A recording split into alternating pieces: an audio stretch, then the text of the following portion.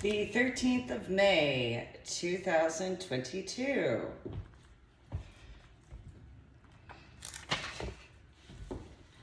Hi, so thanks for tuning in to my official YouTube channel. Make sure to subscribe to my official YouTube channel. Go to my website, www.susanmeeling.com. So this particular official YouTube channel video of mine would have a little bit more of a history. Pun intended, I suppose. So way back when, in the year of 2004, again, this is 2022. 2004, it was the time frame of my first separation from my now dead ex-husband, and it was a very tumultuous time. I was dealing with the after effects of my head injury from Palm Sunday in 2000. I had been awake from my coma for less than at that point, 4 full years.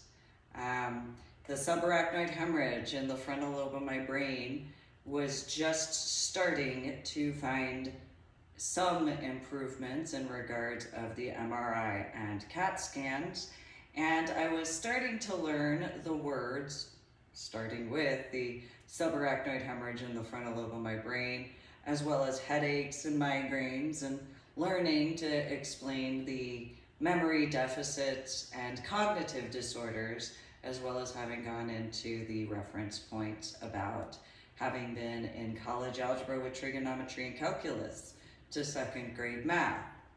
It would be about that time frame of 2004 when the Army would deem that instead of on temporary retirement duty leave, that because of these cognitive tests, where these blocks that were either all red, all white, or half red and half white, would prove the largest aspects as to the after effects from my head injury on Palm Sunday in 2000 in reference to the cognitive disorders because of what I was capable of beforehand due to all of the public school aspects and the requirements during those time frames, most specifically from New Jersey, which, as anybody knows, New Jersey State has a high democratic regulation in that time frame of the 1980s and 1990s.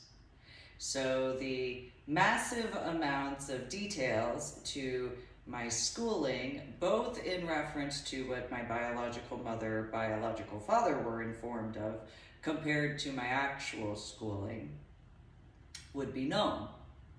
The situations in regards of my grandpa Gavitt would be known in what levels up.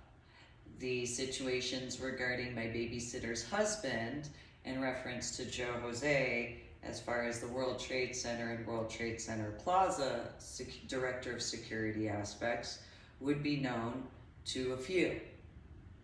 And so those particulars, and then only because of my biological sister running her mouth would anybody really know about my bakung and my bakpu. Now, there is the facts that I didn't know what it translated to. So I was told that translated to great-grandparents in Chinese, though I didn't find the wording online. And so when I was in Washington State around the year of 2015 or 2016, I met an Asian and it seemed okay enough. I mean, my biological sister saying the words when I was around made sense. My bakung and my bakpu, nonetheless. However, that particular aspect of, I looked it up online and I didn't see what it translated to. And so I know that it translates to what I was informed of, however, what level in comparison. And so I was told that it meant that guy in reference to bakung. that guy. That's all I was told. Didn't really make much sense to me, so I kind of shrugged it off, and it was as it was during that time frame. But that's my bakgong. That's my bakpao. So my bakgong would be my great-grandfather on the Chinese side. My bakpu be my great-grandmother on the Chinese side, as far as that's concerned. So when I went to the MEP station, that was the first time I ever told the Armed Forces of the United States of America about that. Because when I had gone through Marine and Science Technology School with the Navy attachment during the equivalent of an ASVAB plus the essays and the interview processes, it was only in reference to whatever that was about. So when I went into the Army, after fighting with my biological mother and biological father to be capable to go into the Army because I was 17 years old, I had informed the MEP station that I had a bakgong and a bakpu. I was honest about that, which I don't know what that actually translates to in reference to the armed forces. I'm sure they probably haven't had somebody who had been honest about that in that level, though it seemed important. So I made that choice. Unlike what I dealt with from my biological sister. And I remembered my bakpu had told me when I was a child that, and this was after having visited with my grandpa Gavitt, so my biological mother and biological father would know what time frame that was and what year that was. And so we had gone out to New York State to see my grandma Gavitt and my grandpa Gavitt. And on the way back, we stopped in New York City to see my bakgong and my bakpu. And so whatever year that was, whatever time that was, when my bakgong and my bakpu had been with me in their apartment, condominium, however you want to put it, Mike, Anna, and Patricia went with Linda and Phil wherever they went. They had asked me what my grandpa Gavitt had discussed because they knew that he had said something because of the way I was responding to certain things. And so after they sent Mike, Anna, and Patricia, and Linda and Phil out, my grandpa Gavitt's words were asked. And so I informed them, and my bakpu had told me that if there was ever something that seemed as an emergency, to ask about my bakgong. And that's the only thing I can remember from my childhood regarding that. Because it was known that I wasn't supposed to bring that up unless it was an emergency. I wasn't allowed to discuss that until after having brought that up. So if I brought that up, then I could when I felt comfortable enough to, because of my childhood and my teenage years. And so while some people may have a better idea now as to those factors, I didn't really go into that. I didn't want to rely on that, which was something that my bakgong and my bakpu really appreciated, for those who actually understand that background. It's not something that is, it's kind of like how I'm against name dropping. It's a similar sort of thing, only in the Asian culture. So the reason why I saw in, as far as asking, was the situations I was working on.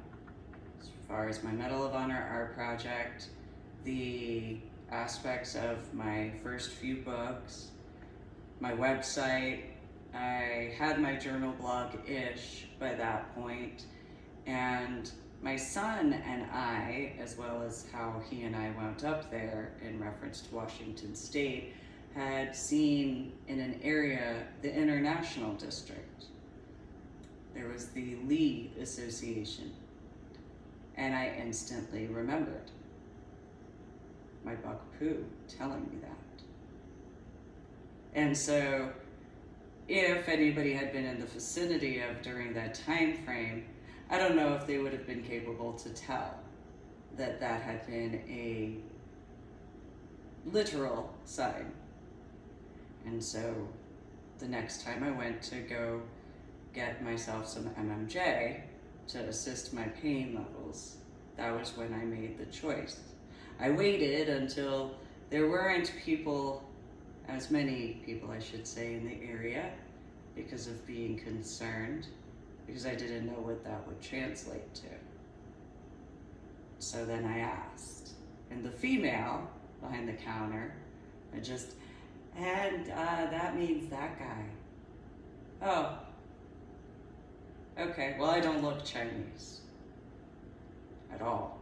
I have my middle name, but that's what it is. I am half Chinese. I just don't look as Asian as some do. And so, just kind of took a few steps back, and it was as it was. It's kind of a situation in a bunch of different capacities. So my buck poo, well, then that would translate to that one. So where my buck gung would be that guy, my buck poo would be not that girl, not that woman, that one, because of the way certain things are regarding the culture. And so my buck poo had accomplished a few things in regards of China. And she had the sight, as people would understand that. And where some people would have whatever opinion of, it wouldn't change the fact that she had the sight. It was as it was.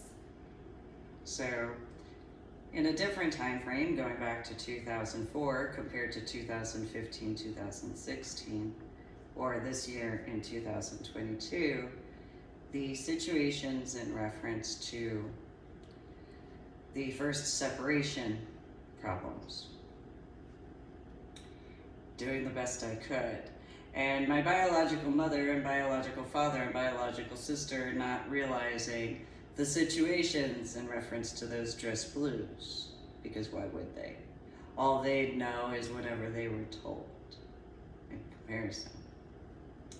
I wouldn't know any better either because I didn't graduate basic training. I had a head injury on Palm Sunday in 2000. And I didn't graduate basic training. However, giving credit where credit is due because of those facts and the sight to see in a larger way because of many reasons. Now, in 2022, but in 2019, having seen the signs that say Military City, USA, I brought up a lot of situations that I had dealt with in the San Antonio area, as far as not just the JCPenney situation, not just the length of time in regards of the dress blues, which officially started in 2004, but went through the year of 2008. Those factors regarding walking around in person in the city of San Antonio in those dress blues, wherever they went. And so I made attempts though. So in 2005, in the San Antonio pagan community, after the time frame of the Excalibur Fair situation and all of that, at a San Antonio event.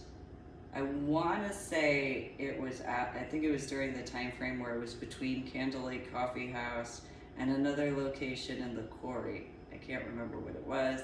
That's where I met Pam and Nikki. And Nikki was married to a male named Brian, who did technology stuff. They had a house off of Marbach in 410.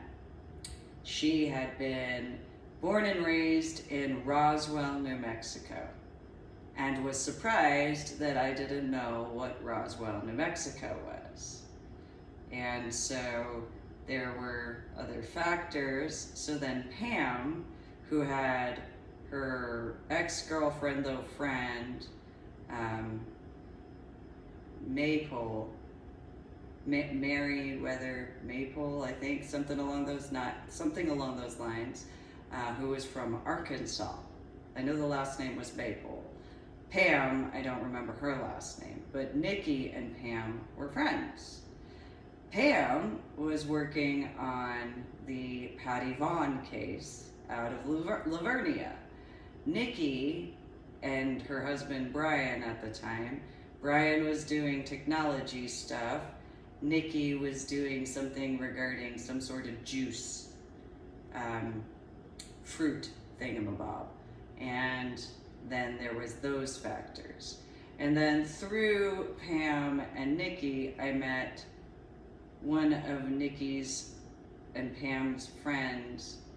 I can't remember the name though, except for the husband's name also was Brian, and he was a semi-truck driver. Well, I don't know how Pam didn't put any of that together regarding the Lavernia situation, since she had said this male, whoever he is, named J.R. Vaughn, was knowing a bunch of semi-truck drivers. Didn't make any sense to me that she was working on this and not really realizing that. That kind of seemed a smidgen common sense-ish. However, okay. And I even asked a few times, like, you do know that this seems a little weird, that this guy of whatever, my biological mother, had gotten involved because, that's just the way that was in comparison, because anybody who's met her, they know how that is.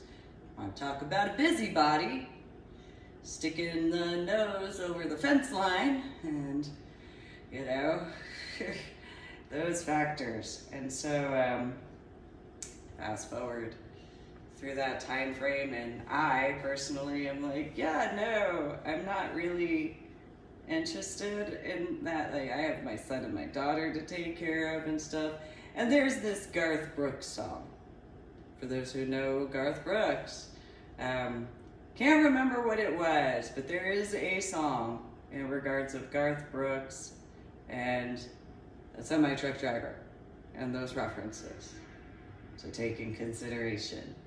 So that is as it is. So I have no idea about anything in other references. I just am doing what I can to deal with everything, especially with the after effects of my head injury.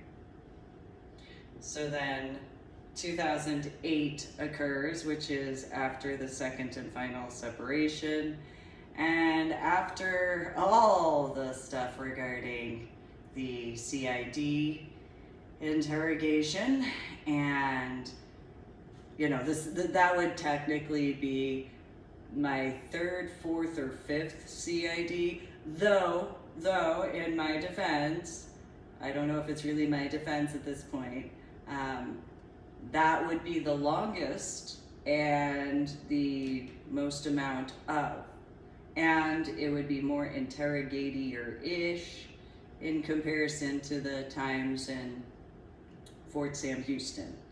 So the first time I met with CID was when I first got stationed at Fort Sam Houston, in comparison to going back to Fort Sill, Oklahoma. within the time frame after I had gotten in trouble for having a beer and not knowing, or Corona, not knowing that was beer, because I had only been awake from my coma for however long, and that subarachnoid hemorrhage in the frontal lobe of my brain, that whole thing, and then all the medications, and then I hadn't had the meal card situation arranged, or the DFAC, knowledge or anything like that. So that was I think it was like 72 hours, and that was the first time I got to get something to eat, despite the situations at the time. So after that, and the weekend and all that, that was when the master sergeant had asked me if I had drank alcohol, and I had asked what alcohol was, and he said Corona. He actually used the word, and oh, well, yeah. But of course, I didn't know I didn't even know what alcohol was. I just was under the understanding that that's what it translated to, because I had only been awake from my coma for maybe a month and a half, as far as that's concerned. Yeah, so then I met with or I should say, I was in medical hold unit, and CID came and picked me up and took me out to the CID area, where I spent, for anybody who's ever been involved with a CID investigation, well, you have an idea of how that went. So I was just 17 years old at that time, and awake from my coma for, like a month and a half. I was so many weeks old, let me tell you. I was so many weeks old from my coma that I had a different type of bottle, all right? So I could make that joke now, because by technicalities, I'm almost old enough awake from my coma, because I can make that joke now. I'm not recommending doing that, however. At this point, what else can you do? So, other than laugh, and I'm capable of laughing at myself fairly easily. So yeah, so I went, and I was so many weeks, so, for those who have had that issue regarding hoodness, such as my ex-in-laws in that reference, oh yeah, well, I was so many weeks awake from my coma that I had grabbed a Corona.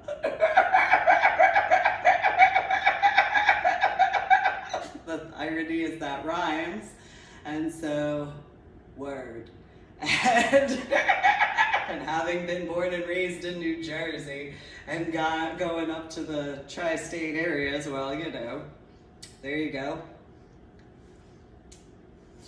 Now I want to hear some Eminem.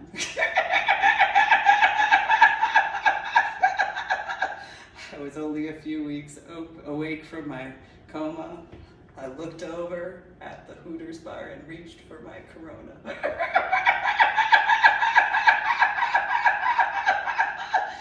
Never mind them shorty shorts.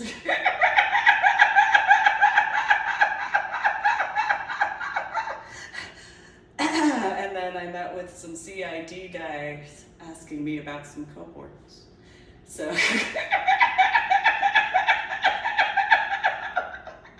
that's really bad, but that's fine. Anyway, so I had however many, hours of that. I don't really remember, in my defense, because I was a few weeks awake from my coma. So, there's that. And I was 17 years old, and I had all of these prescriptions that I didn't know what to do with, because, that would require me being capable to read. Yeah, that's kind of important. That could be important in reference to that memory deficit and cognitive disorder stuff.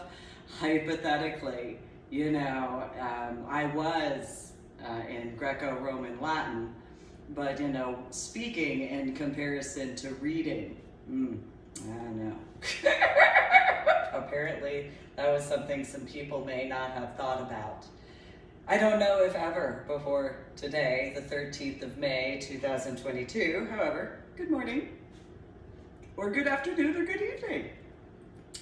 So then, because at this point you could just laugh. That's pretty much it. You can do stuff to actually fix and repair stuff. However, you know, I can still laugh at these situations because that is as it is. So, you know, so there was that. That's the starting point. So, however many, I don't know, minutes, hours, I don't know, regarding what the normalcy in reference to CID would be. So then there was, before the actual rave, there was this little yellow sheet of paper, and all I could read was special.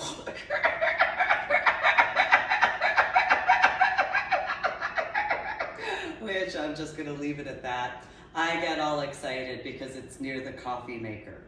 And so I make the coffee and I'm like, oh, special, special, yay, special. It's this little yellow piece of paper, similar to the piece of paper that was associated with the palm leaf cross that was for the Palm Sunday situation. So I make the coffee and I run back to medical hold unit. I'm like, Watson, guess what? And he's, what now? Look, special. And irony at this point, and he looks at it and he goes, you in the special forces? Oh, you are special, but I don't know. I could totally be all right. It's so wrong, you know.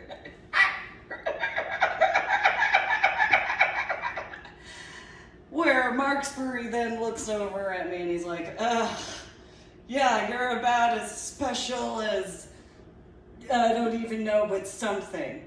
Well, that's not very intelligent, Marksbury. Just saying. Just gonna point that out there.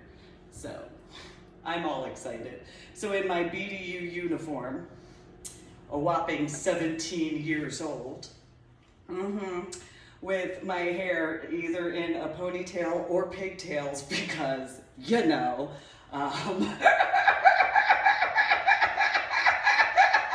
the irony, I didn't want to be a cheerleader. And so, no, I could totally do it. I could be on special forces and stuff. I could be right.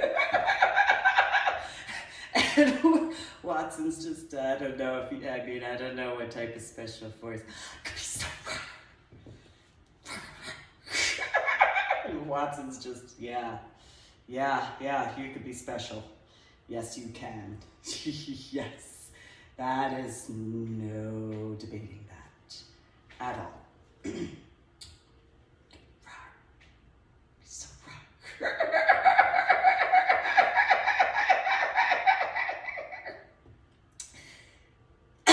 So then the rave occurs, but before then, after I get this little piece of paper, CID shows up, or who I think is CID. I don't actually know, because the first group of guys, they had BDU uniforms, and we went to the CID office. The second group of guys, after I was like, I can be so special! I can be so special! Special person! So these guys showed up and they were in white button-down shirts with black ties. And they had their suit jacket, but they had black pants. They showed up. Two of them. And I walk in that morning and I know that there hasn't been coffee made, so I go over to the coffee machine and Watson goes, oh, Susan, because of knowing that whatever, well, my maiden Army enlisted last name, I should say. He goes, yeah, you know, there are some guys that are here waiting to speak with you. And so I run out as I have the coffee pot, and I'm like, hey, what? Or hold on, let me. What's going on? And he goes, they want to speak with you. And I look over and it's these guys, they have their suit jackets, the black suit jackets with their white button-down shirt, with their their black tie, and their suit pants. Oh, whoa, okay. Gotta make coffee first, okay? And they're like, and that's it. So I go make coffee. Come back and it's like, yes, what's going on? And they're like, so we'll take a cup of that coffee before we go for some questions. Oh, okay. Sure, well, why not? That's how that goes, okay. Sure. Watson and Marksbury just continue doing their stuff and they're like, yeah, whatever, just, we'll see you later. Okay, do you guys want some coffee too? And they're like, we'll get some later, okay, whatever. So the coffee finishes, I make the coffee, I go and bring the two guys a cup of coffee and they look at me and they're like, yep, that's you. Hi. Go back and get my own cup of coffee and, what's going on, you guys? And they're like, well, we're gonna go outside to the breezeway and we're gonna talk a little bit before we actually go. Oh, okay. What are we gonna talk about? And they're like, well, we're just gonna go out to the breezeway. We're gonna sit in the pavilion area. We're gonna drink the coffee until it's time to go. Where are we gonna go? I'm just 17 years old. I'm only awake from a coma for, however many, maybe closer to 2 months, maybe.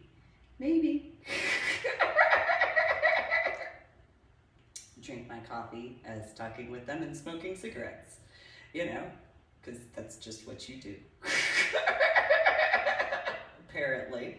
And so, at minimum, that's what happens. And so, we finish our coffee, we finish our cigarettes, we get in their car, and, well, it was, where'd you get this car? And the guys were just like, oh, well, we've had it for a while. It's like a 1970s car. And I'm like, so you guys just have these hanging around? Just, I mean, it's very well maintained, I'll give you that. But, they allow this nowadays? Wow, okay, that's fine, okay. And so we get to I think it's the CID office, though. Then again, I was only awake from my coma for however much time, so I don't actually know. It looks like it's around the same area of a building, but I don't know. So I'll be honest. So go in there and we talk, and they're just like, so what would make you think if you were to consider yourself special?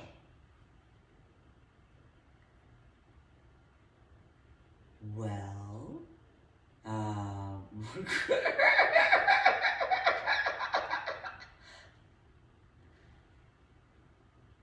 know. Are you talking about the special forces stuff? And they're like, what would make you think you're special? I don't really think I'm special. I just kind of figured I could be all rar. So rar. So just envision these guys with these button-down shirts, these business suit ties with these business pants, and I'm just sitting there as a 17-year-old. Well, I figured special forces, military, that's so possibly not very professionally-ish. But that was the best words I had. And so, because, I'd only been awake from my coma for, a whopping couple of months, maybe, at that point. So then there was the rave situation shortly after that, and Brackenridge, and then there was the CID investigation, and they themselves had BDUs in comparison to slacks or business pants and a button-down shirt with a suit tie. Huh. Now that so anyway, so then, you know, there is this song I found out about more recently in 2020 called Men in Black.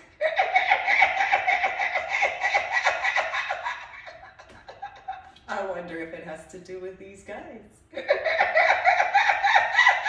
It'd be kind of funny. So anyway, you know, I don't know if they, I mean, I guess they would have my military record and background check and all that stuff. That would make sense. Probably. I mean, you know, I'd only been awake from my coma for a while. And so the questions about what happened regarding at Fort Sill, Oklahoma were no longer asked. And I was asked about what happened at the rave. And so I explained that as far as the Advil and then the tulip-shaped pills that they tasted like grape. You know, like that chalky grape that Flintstones chewable vitamins have, that you know that they're trying to make the flavor of grape, but it's like, it's not really grape. And it's, and then that vitamin sort of, that sort of taste. That's what that was. So then there was, you know, that Article 15, because, you know, they had supposedly had video of me doing stuff, and it's like, yeah, but that doesn't change what happened. Like, there's all this other stuff, and it doesn't change the fact that I was taken from Fort Sam Houston to there.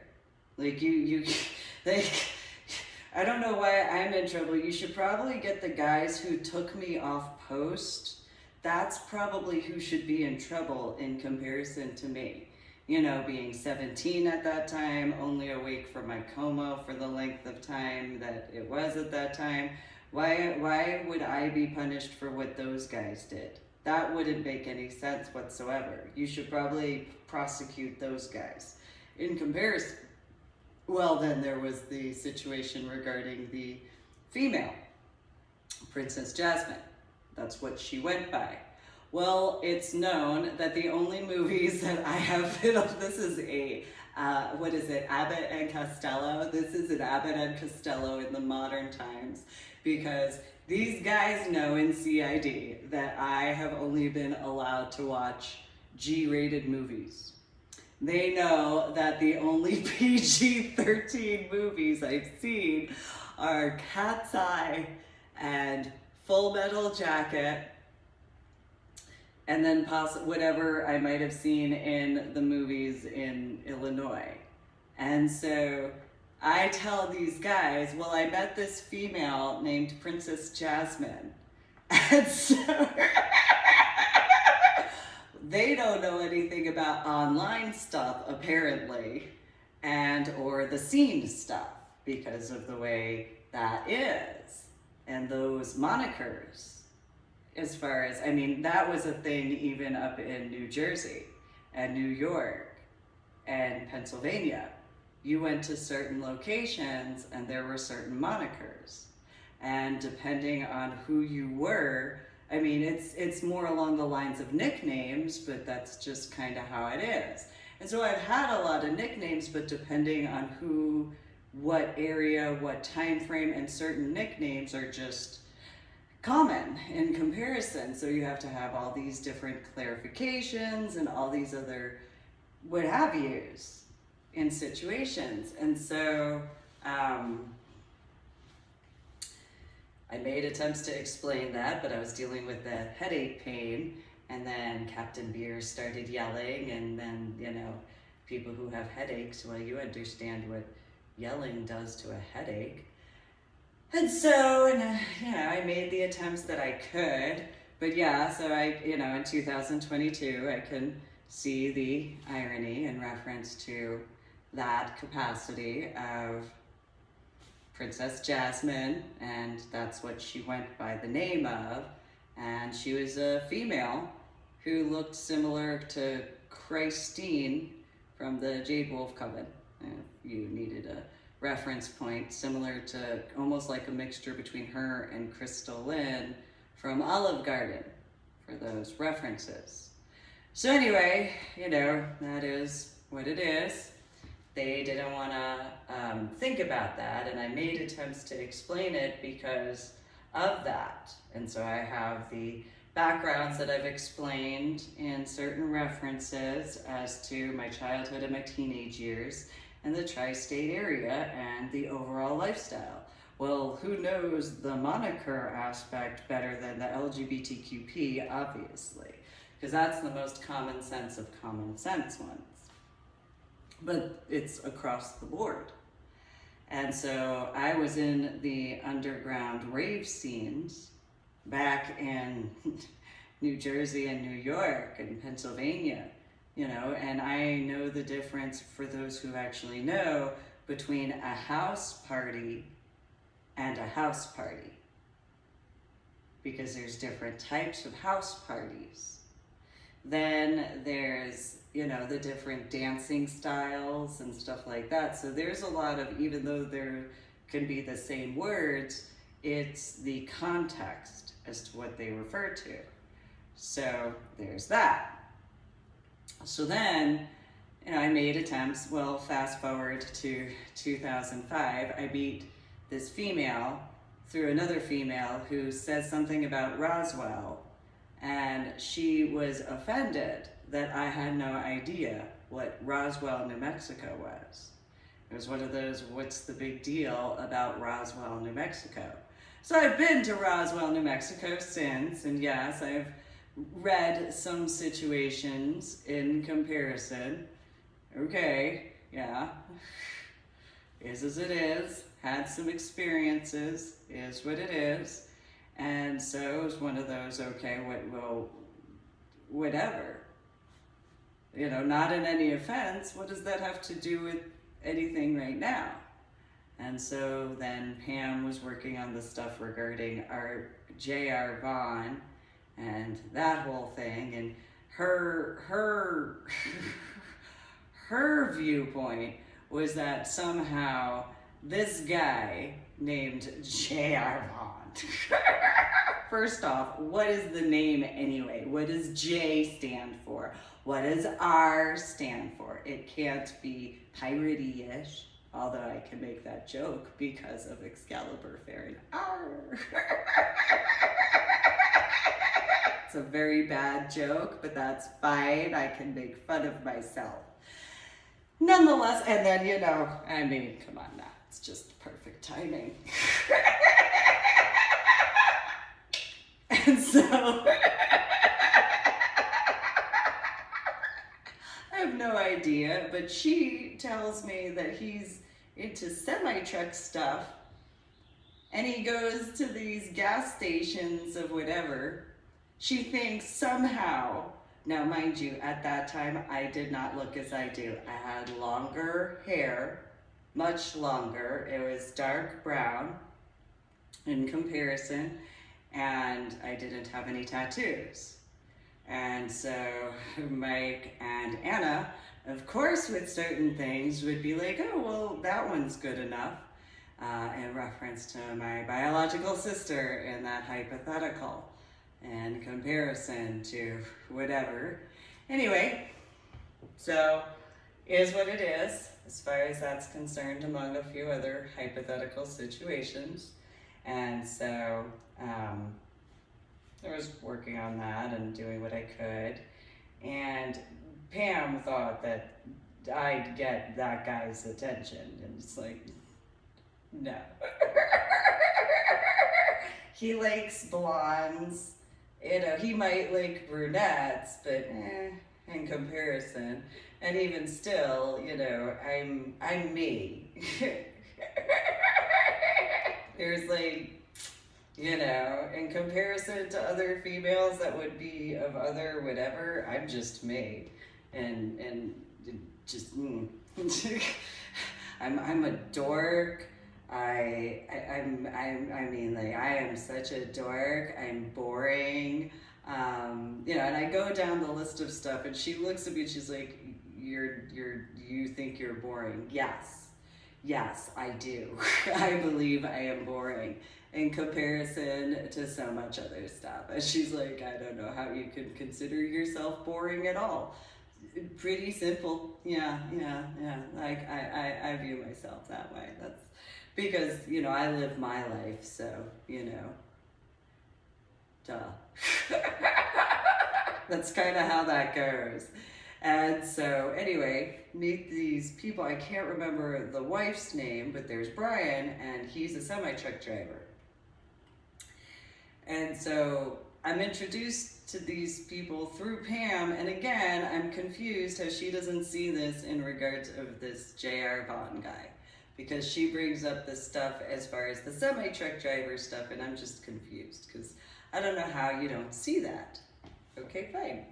Well, fast forward to the 2008 year, and after Major General Gilman's office and that, after, another CID questioning where all those guys had military BDU uniforms, each one for those hours, about an hour and a half per group of guys. That during that time frame, I was supposed to be there at like 8:30, 9 o'clock in the morning, and I didn't leave till about, I think it was 1:30 or 2:30 in the afternoon, between, and then so that was as that went.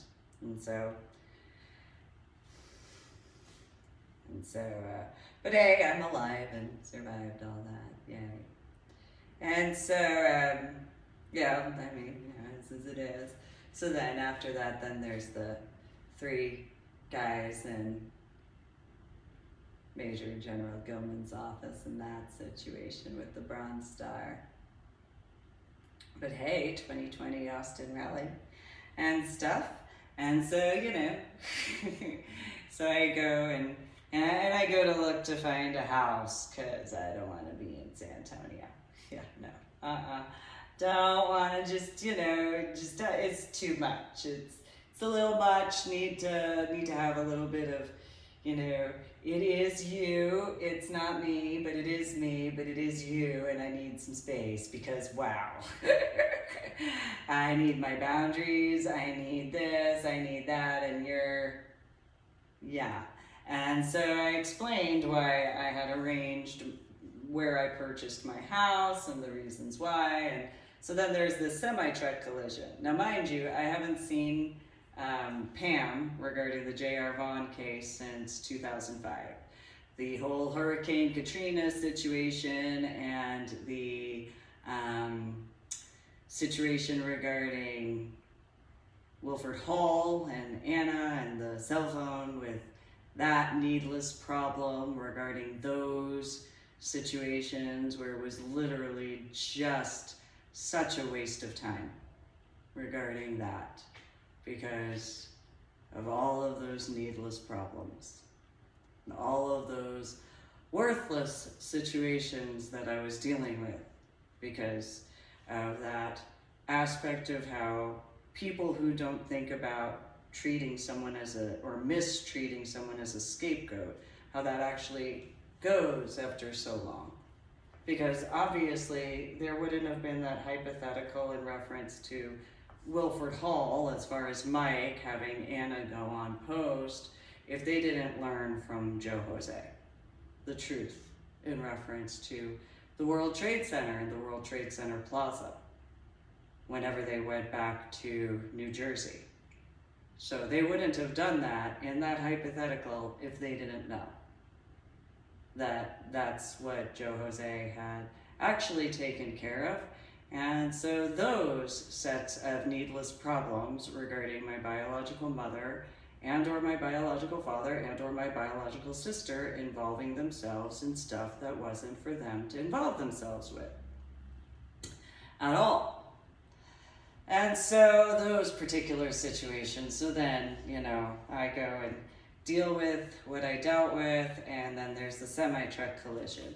on I-35 South, which, irony of ironies, I don't remember, but not a surprise in regards of that J.R. Vaughn situation at all. Kind of hypothetically, that would be a memory deficit. Hypothetically. Nonetheless, so there's the 10 to 15 semi-trucks on each side of the southbound highway of 35 that I pass in the middle between each side, along the dotted line, literally along the dotted line, and get to the area and assist where I had. Now, the fact is that the people in the semi-truck that were along the concrete median, they had seen me drive up and heard me as I had yelled in regards of getting that engine turned off to then take care of that. And then whether or not they paid attention to the 911 phone call is what it is. Whether or not they paid attention in reference to me getting the guy out of the semi-dump truck that was overturned and facing the oncoming traffic, I don't know. It was as it was. Then there's the supposed news reporters regarding the African American female interviewer and the Caucasian male camera holder person, and the lack of capability to actually answer the question correctly, because why would you actually want and or need the actual truth in comparison? I mean, other than it would be the actual truth. And that's what's important.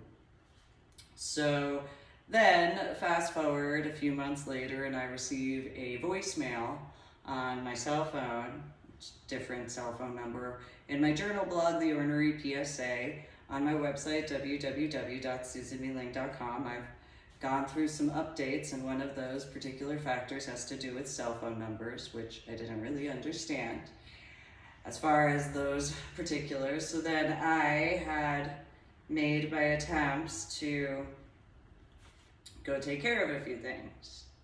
Well, as the cell phone voicemail came through, this female, which would have had to go through whatever measures to actually get my cell phone number that had changed from that time frame more than 6 to 10 months prior to that time frame, to leave that voicemail where she had claimed that she was appreciative that I had saved someone's life.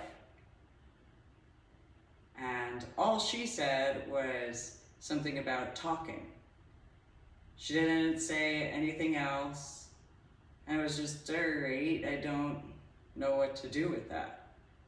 So if it was the Mandarin viewpoint in comparison to the Cantonese viewpoint, where Cantonese are adamant about a lot of details.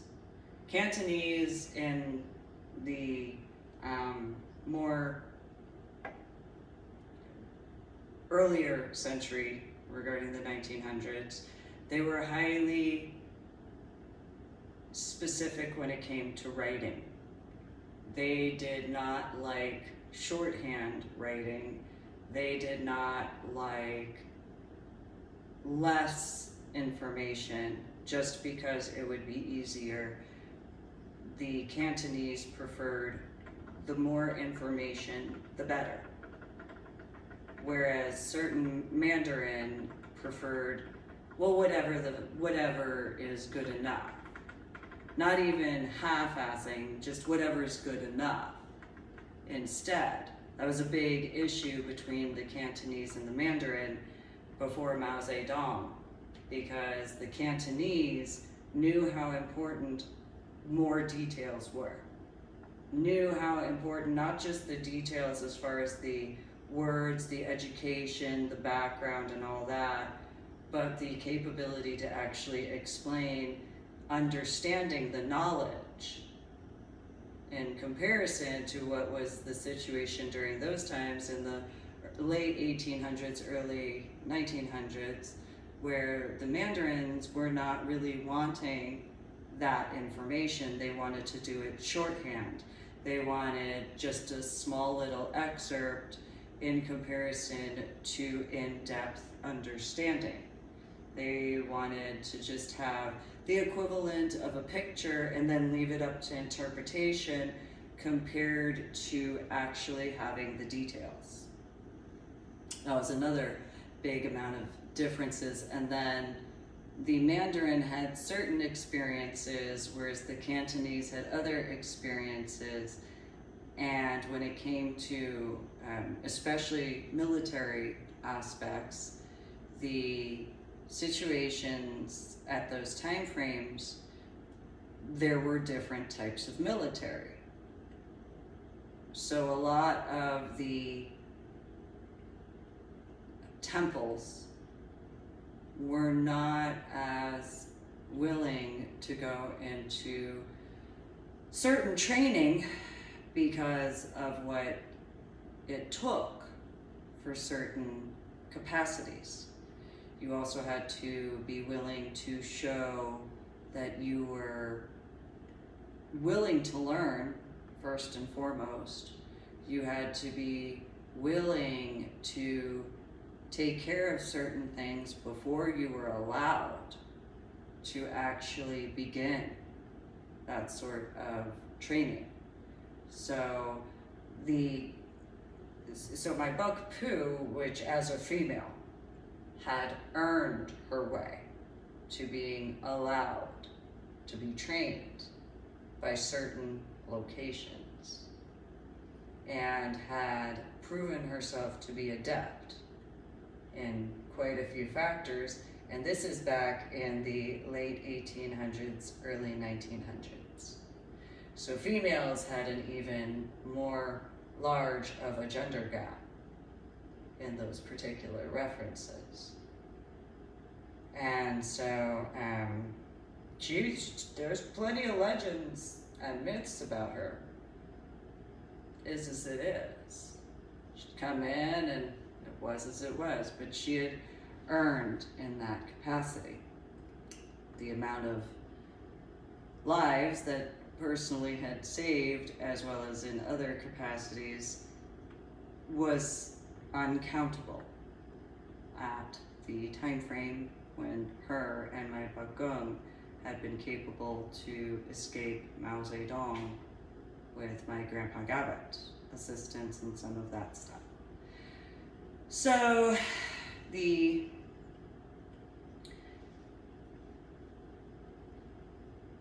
viewpoint of if in that reference to the willingness to get my cell phone number after it changed, but yet not the willingness to look into anything if, having seen that interview in that hypothetical regarding those individuals, to the dress blues, not checking into the details in reference of the fact that I have gone on and on about how I have not graduated basic training and the reasons why, in some very small, not in the larger capacities till more recently, regarding my official YouTube channel. And you can subscribe, and please do share the link to my official YouTube videos. My website, www.susanieling.com, and those particular factors. And so there would be a more Mandarin viewpoint, where just the interview, just the picture of the dress blues, just what I physically look as, and then I was in the army, but I didn't graduate basic training. What type of person doesn't acknowledge that in the same way, other than having explained the Marine Corps view and then the Mandarin viewpoint in that old sort of way in comparison? Willing to do the back work, which is just sleazy in that particular reference as to getting the number, but not willing to do the clean work when you take that metaphor in comparison. Not always, but that's a particular reference in regards of the difference at the time frames of the late 1800s into the early 1900s, before the aspects of Mao Zedong. And it didn't really matter referencing the Mandarins during that time, because it didn't matter whether it was of whatever type of work. It would be any work that they would do that. So it wasn't just military, it wasn't just law enforcement, it wasn't just educational factors, it wasn't just one thing here or one thing there, it was in a very large spectrum. Because why would you actually want all that information? What's important about it other than the truth and the capacities of actual progress, and so on and so forth?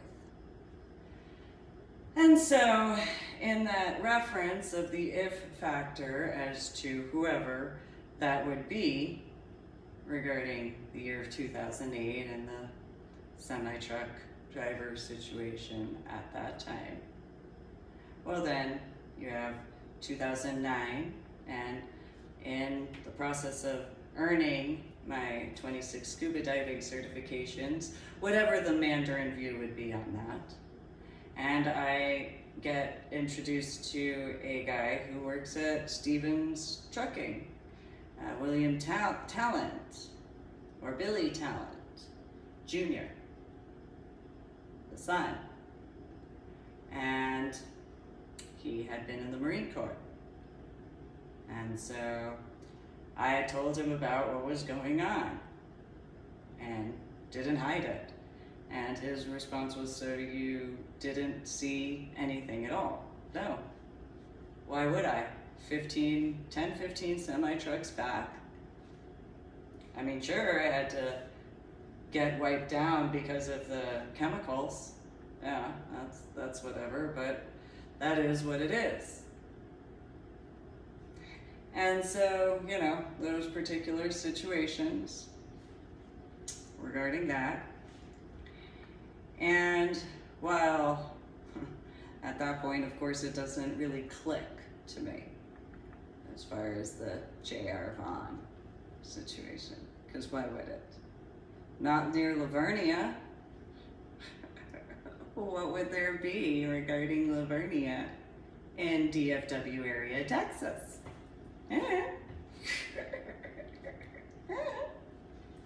I wouldn't know, other than semi-trucks drive all over the place, that's it. I don't know anything else. Obviously, common sense. And so, I have no idea what he even looks as. At all. I haven't even seen a picture of this guy. Ever. I have no idea what he looks, to this day, what little picture-ish I may have found, I still don't even know, because I haven't seen him. I wouldn't know. I'm not, I wasn't doing it to that level that Pam was, obviously. And so, I wouldn't know at all. Wouldn't have the slightest inclination. I have no idea if that's even his real name. Don't have any idea if that's just a moniker. Don't have any idea. That would require me to actually know, in comparison to just, well, I'm just gonna go and do that. I'm gonna earn my 26 scuba diving certifications and be out. Rawr. Maybe special forces, roar. Rawr. In comparison, definitely not gonna be a civilian recreational scuba diver, that's for certain. There's nothing recreational about that. No. Not in the slightest. No. And so, but at that time. And then, you know, I had given Billy, or William Talent Jr., as far as Stevens Trucking, the nickname Skabuda. And what would make you think he should give you the nickname Skabuda, Susan? Oh, because you're like Buddha.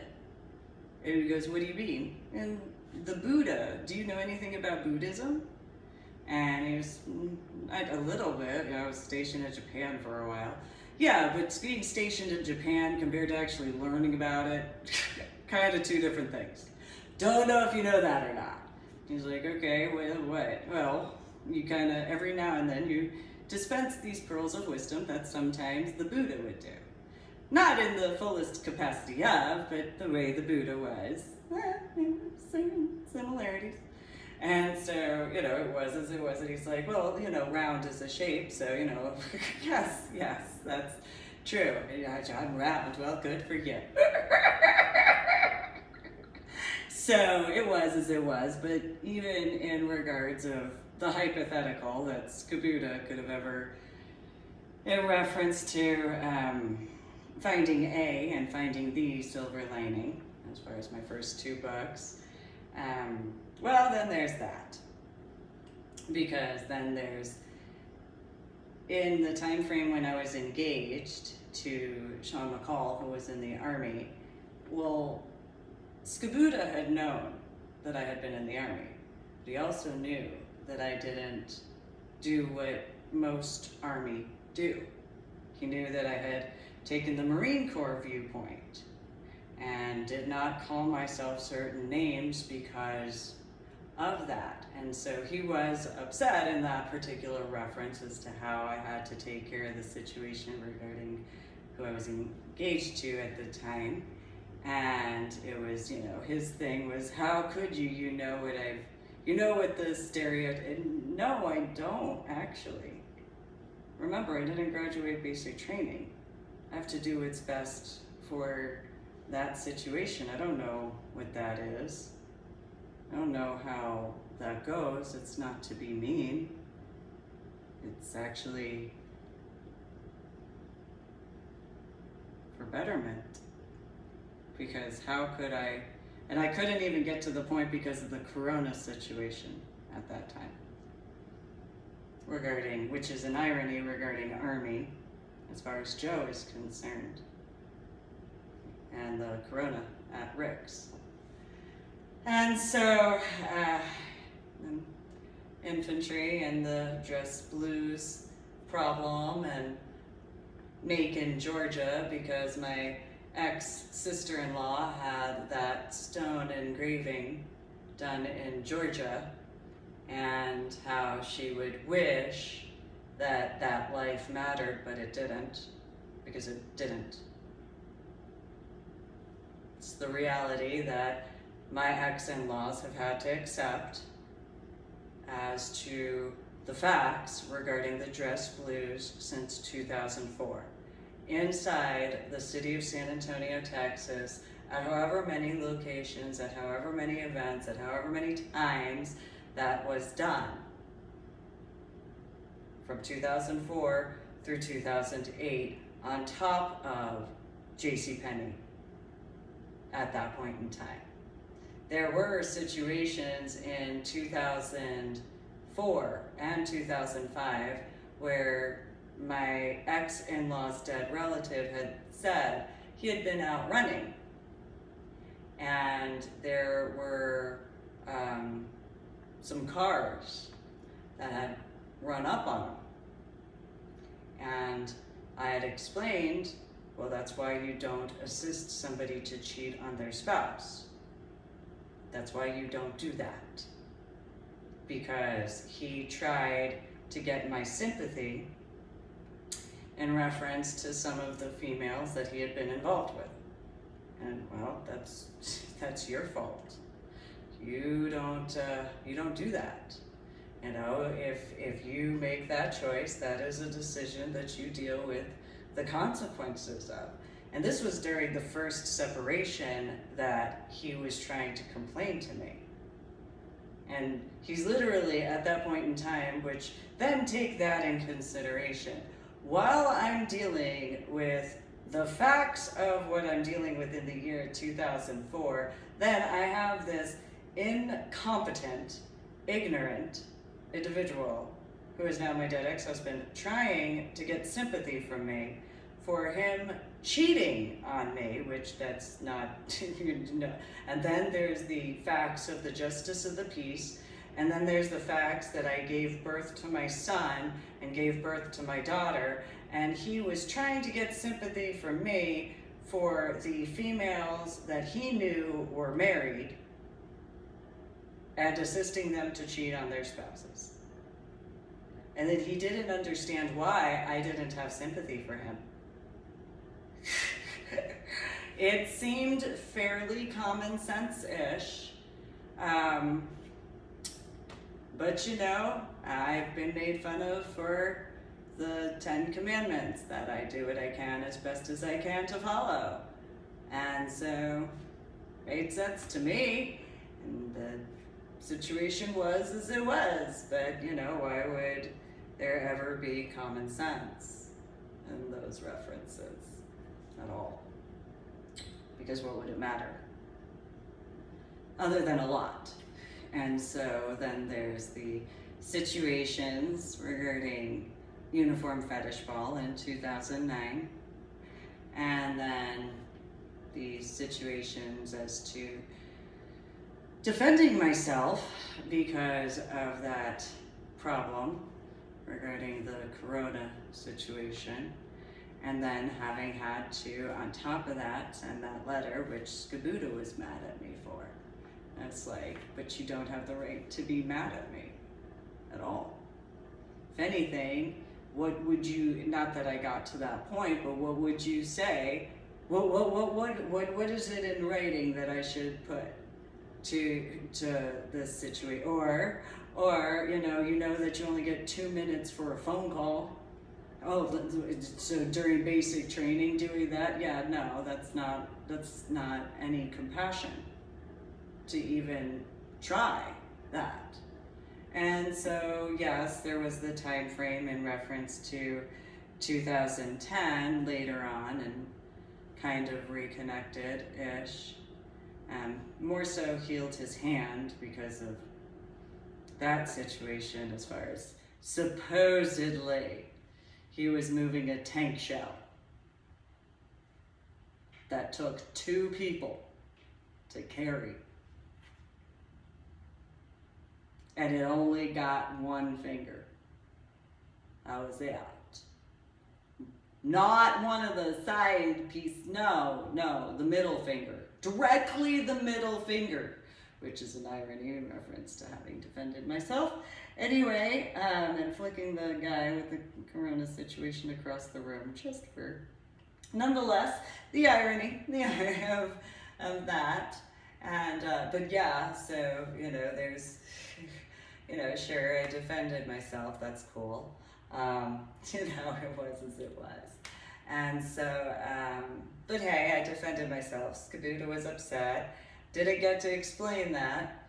And then later, the reconnection aspect, and he showed me his hand. It made no sense. Similar to Pam talking about JR with the semi-truck stuff, and then introducing me to a semi-truck driver and his wife. It made no sense to me how, and it's not the same, of course, that I know of, but how, so he had assisted with moving a tank shell that took 2 to 3 people to move a tank shell. But only this finger, how's that? Took 2 to 3 people to move this tank shell. And it was because the other guy saw a bumblebee, which he knew what my car looked as and why I named Zippy Zippy. And so, then there's that.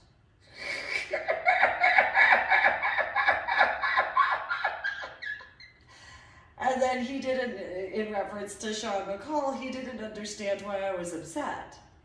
I mean, other than I had to do what I had to do to keep him alive and a few other factors, he didn't understand when he explained that, how I didn't understand how 2 people moving a tank shell, only this finger, I didn't understand. And he said it wasn't that big of a deal.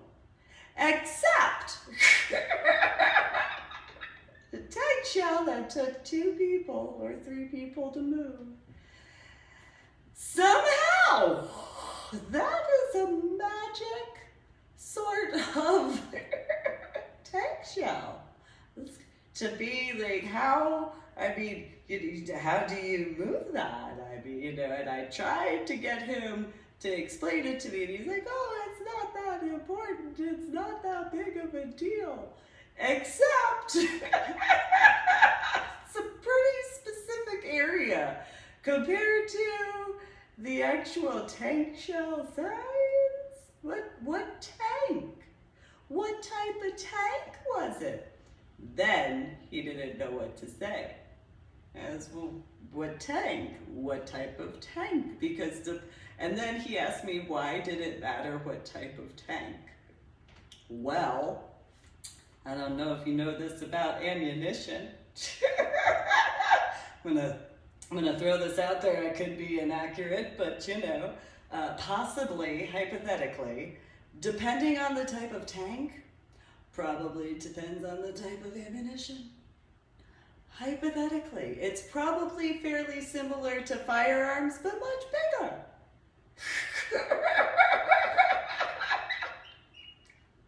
But sure, it just so happened to be tank shell that needed 2 or 3 people to move in a bumblebee. I haven't ever seen a bumblebee except for my car named Zippy, by the way, in the state of Texas, because I know what bumblebees look like.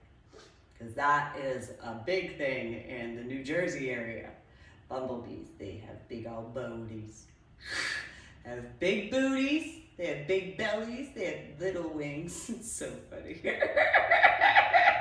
They're so disproportionately made.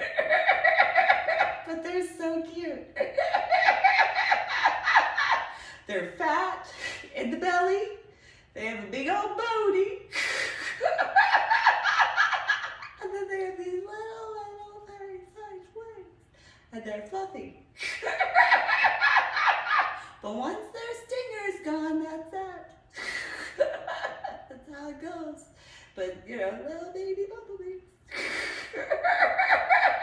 I got stung by one, actually, when I was a child. Got stung by a bumblebee. I was at Sunny, Sonia, and Joe Jose's house. We were by the mailbox, which is ironic, and it was on my ankle.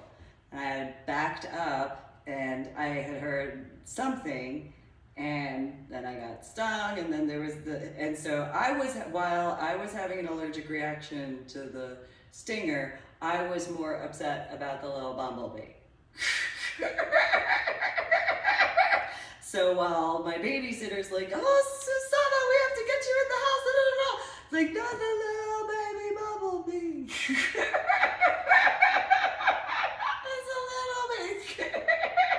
I'm about life. Look at the little fuzzy bumblebee.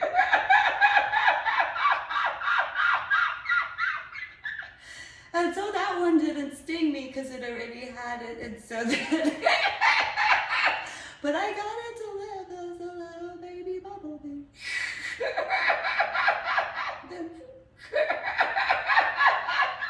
Sunny Sonia was very distraught at that point because it was, how did you make that happen? As she pulled the stinger out and stuff. And it was as it was, just a little baby bumblebee. Whatever. It's not how it actually went, but whatever. And so, but that's I've seen bumblebees up in New Jersey. I haven't ever seen a bumblebee in the state of Texas. I've seen honeybees. The difference. Honeybees are skinny and long. Bumblebees are fat and wide and furry. They're so fluffy. They're furry, fluffy, fat with the big old bellies of the bumblebee. As they are, and they're so cute. They're fat. They're circular. They are round. They are round in shape and kind of ovally-ish. But they have big old booties. I have a big old booty comparison to honeybees. The state of Texas having bumblebees. No. Anybody who knows how honey is. No. Bumblebees do make honey. However, there are no bumblebees in the state of Texas. Except for Zippy. That doesn't count though, because that's a car and I was referring to the actual bumblebee. So this guy tries to explain this and it's like, no. Here's the example. So a bumblebee to an actual tank shell compared to a fruit fly for whatever he thought was whatever in that particular reference, in my opinion. And then the irony, when you take a look at the Fort Hood, it kind of is a little bit of almost a bumblebee sort of viewpoint as far as the flag, because it's black and yellow, and then my Zippy car was yellow with black interior and a black convertible top. I think I might actually been within what could have been considered the Fort Hood area when it came to that I-35 southbound. I don't know how far that particular perimeter is, though that'd be irony of ironies. So yeah, maybe there's somebody who's been in Calvary other than Sean who could possibly bring up the hypothetical. I don't want to assume. I mean, I was looking at Calvary. Apparently that's not the same type of Calvary I was thinking of, because I was thinking of horses, which is the irony of Fort Hood, because that's the Calvary I was thinking of in comparison to mechanized Calvary, because that would make more sense in regards to tanks, because mechanized cavalry compared to cavalry. But whatever, no, that's fine. What do I know? Just, General George Washington. No, that's fine. What do I know? Anyway, in that particular reference, there could be more than one type of tank size. I don't want to assume because of the possibilities. Maybe there could be 2 different calibers of tank shell. Maybe there could be. No, I don't want to assume,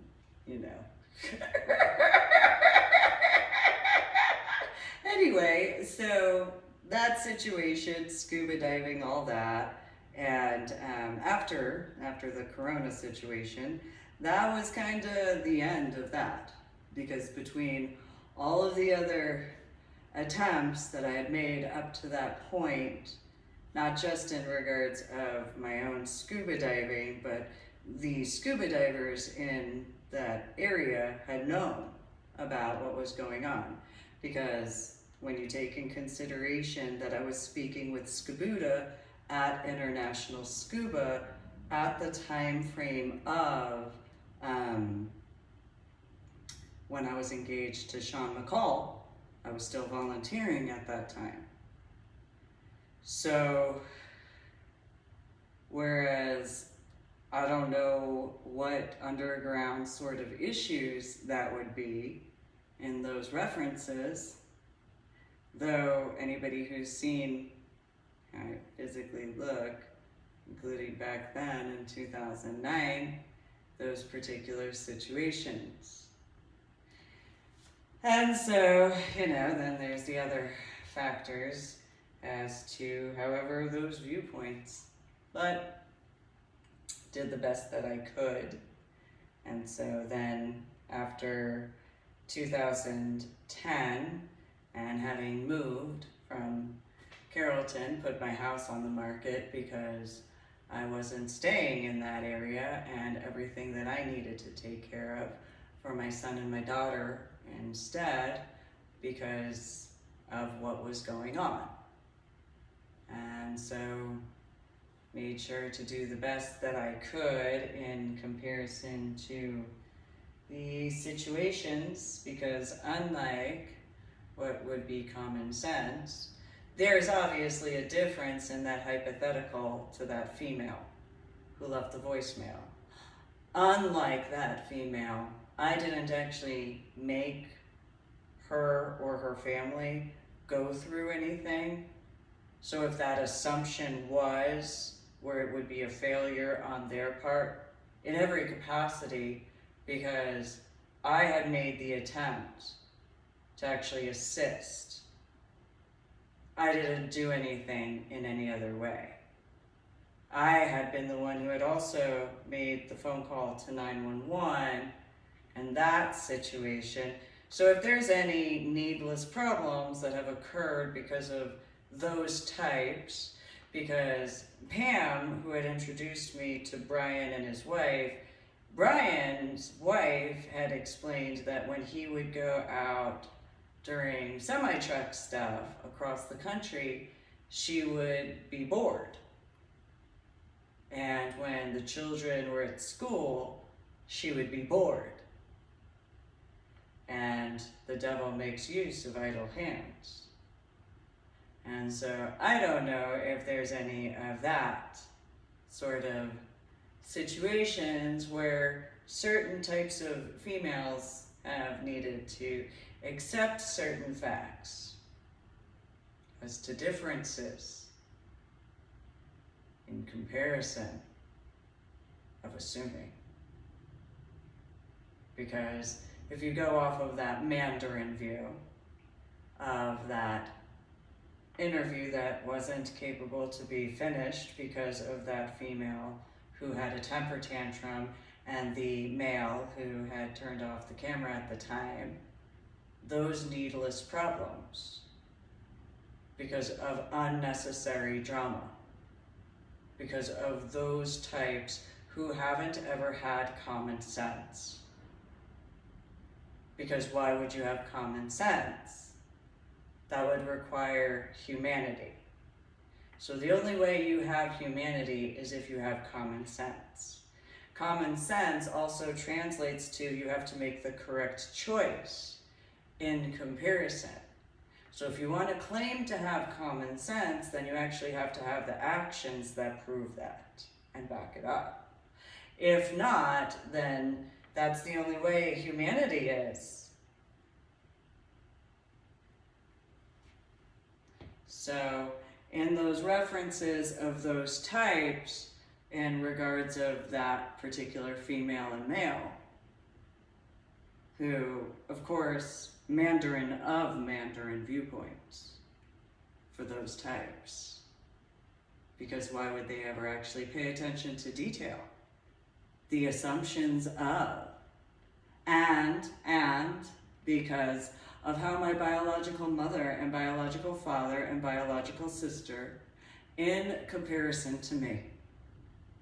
Because of my ex-in-laws in comparison to me. Why would those people ever think? Because that would require them to not be Mandarins in the metaphor. So those types that would only be Mandarin, because the only way to actually earn your way to a Cantonese aspect, you actually have to have the intellect, but you also have to have the background. If you don't have the background and you're one of those Mandarins who have been known regarding, especially in China, the knowledge as to there's a different type of Mandarin now because of the difference after Tiananmen Square though. So only after Tiananmen Square is there a difference in the Mandarins. That's something that certain types of people have needed to keep in mind. That it was only after Tiananmen Square that Mandarin was more well known because there were the other type, but they disappeared. That was the middle class. So Mandarin just kind of was an overall viewpoint, becoming the language of, and then Cantonese being Cantonese. And so, if in those references of that type, because of that semi-truck collision, stirring up needless drama, which then in turn across state lines would be a federal level. I mean, across precinct lines is a state and local level, but obviously. And so those types and those assumptions in those hypotheticals as to that male, Caucasian, cinema, whatever, brunette type of hair color, Caucasian, don't recall any actual freckles, probably about 5'8", maybe 5'9", if you want to call it an athletic build.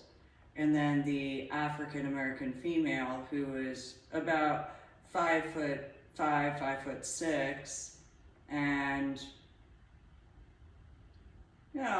probably about a size at that time, in reference to the size clothing, probably about a 10, 8 or 10 in clothing, reference to that. And so if there's that clarification that's necessary, then there's that. And since I took care of CID in the 2019-2020 aspects in reference to the pictures as to Sergeant Baber, that's much earlier back in time than 2008. That's 2000 in that reference.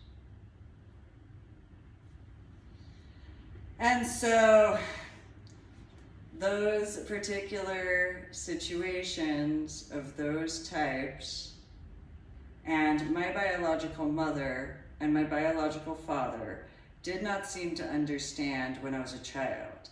Just because they were doing the deacon and trustee situation did not ever translate to me ever wanting to be in the plays. I didn't want to do that. It wasn't an interest of mine. And so they stirred up that sort of needless drama because of that type. And as Illinois would know, as to that needless drama. Because what is the difference between someone who wants to go with the invitation to Marine and Science Technology School with the Navy attachment compared to a cheerleading squad? Well, for this lecture, the difference is the military works as a cohesive unit, whereas the cheerleading squad wants attention for certain moments. In comparison, the military is constantly working, whereas the cheerleaders only do it when it's where they want attention. So then what's the difference between, as I did not want to be at the beauty pageant, compared to the Army? So somebody who would want to be at the beauty pageant before having been in any military connected aspect, that's a very different type of female compared to myself. So you have the conjunctive aspect of masked with the Navy attachment as well as the Army in comparison. So then what is the difference between my biological sister wanting to do dance or pommies, which is just a more aspect of that cheerleader for the reference for this lecture, compared to gymnastics and martial arts and swimming? Compared to, the answer for this lecture is where in those dancing recitals and pommy type of cheerleader-ish sort of aspects, the clawing at one another, compared to the situations where you earn it on your own without that at all. So while yes, there's some factors in gymnastics where some work together, the majority of work is on one's own. Same thing with swimming. Same thing with martial arts. Same thing with track and field as well, where only by your own merits, by what you yourself earn, you can assist a team, but what you yourself earn on your own is what you yourself earn on your own. What is similar to that, to the military for this lecture? Obviously, what is earned on one's own is earned on one's own.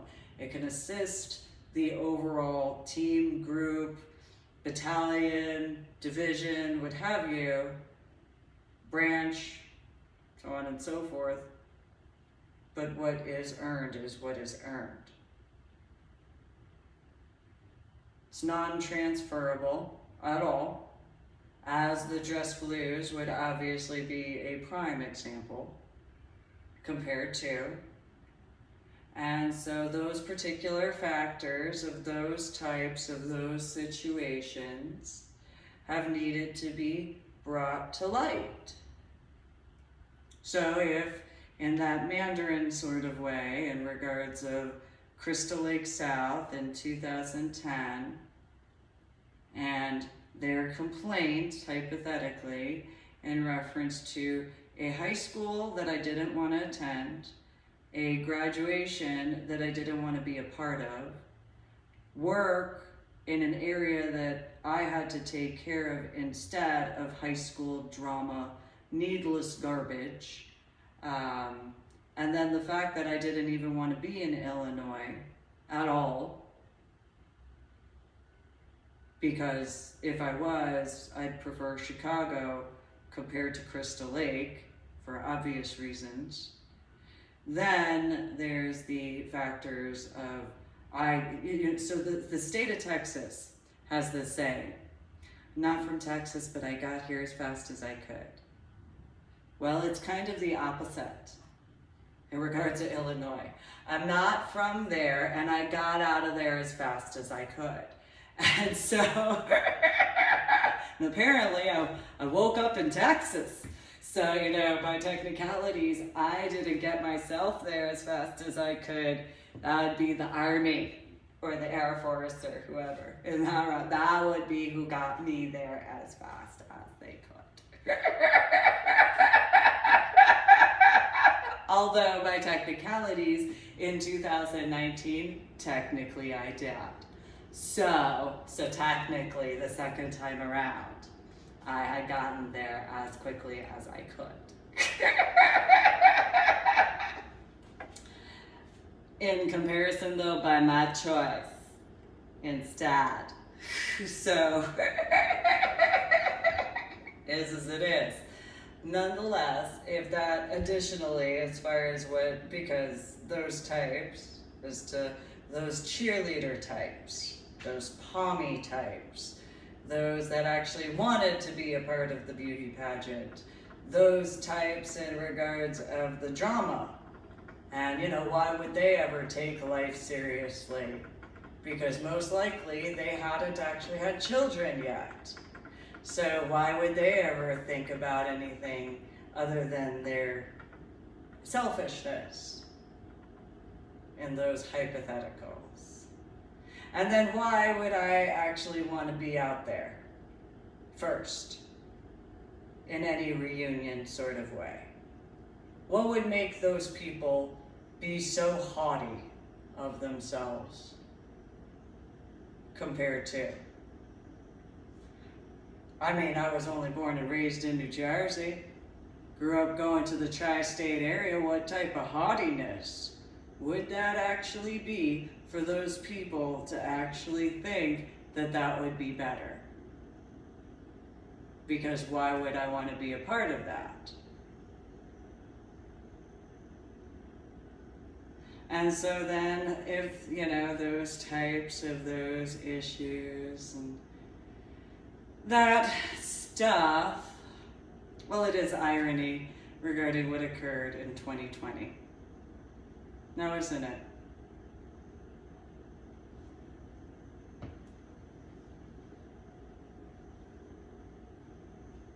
because then, well, there's no real need to have that. I mean, sure, it could be redone, maybe. But, there's other things to take care of in life. A little bit more important by a lot.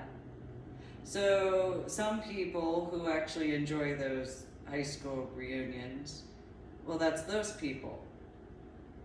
People who don't necessarily have that same viewpoint, well, they shouldn't have to deal with those types that have needed to understand that. So, there was a guy who graduated a year after me named Jimmy. And he had been in the first season of American Idol. And Crystal Lake had this huge issue because he had been in Crystal Lake after having been on American Idol, which these people in 2002 complained to me. And it was Dee and a few other people, and I had told them, I don't see what you're complaining about. And their response was, well, he was in Crystal Lake, so what? So what, he was in Crystal Lake? What does that have to do with anything?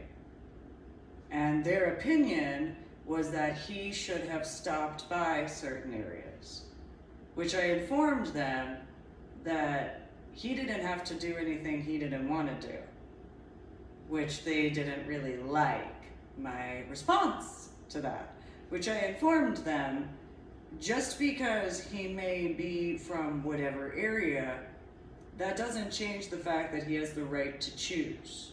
You have no idea what he is taking care of. You have no idea what he is dealing with. You have no idea. And then they tried claiming a few things, and I said, no, I don't believe you females actually know. And even if you wish to actually know, you don't actually have the right to. There is no right that you actually have. There is no freedom of the press for you, because unless you consider it being annoying and pressing the wrong button, but then you have to be willing to deal with the repercussions of pushing that wrong button.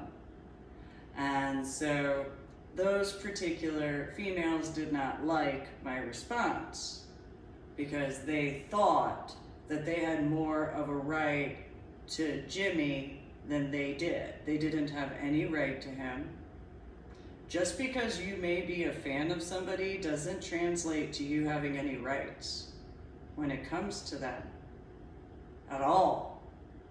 You don't have a right to any of their belongings. You don't have a right to get involved in their life so that way you can essentially break 10 commandments and steal from them.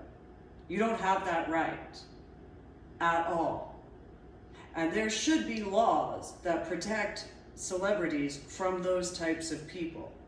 Because if that is found regarding those types of people who stir up needless drama because of that fanboy type of problem, if there are enough of those situations to actually get that on the books, I hope so, because that sort of situation should not ever be.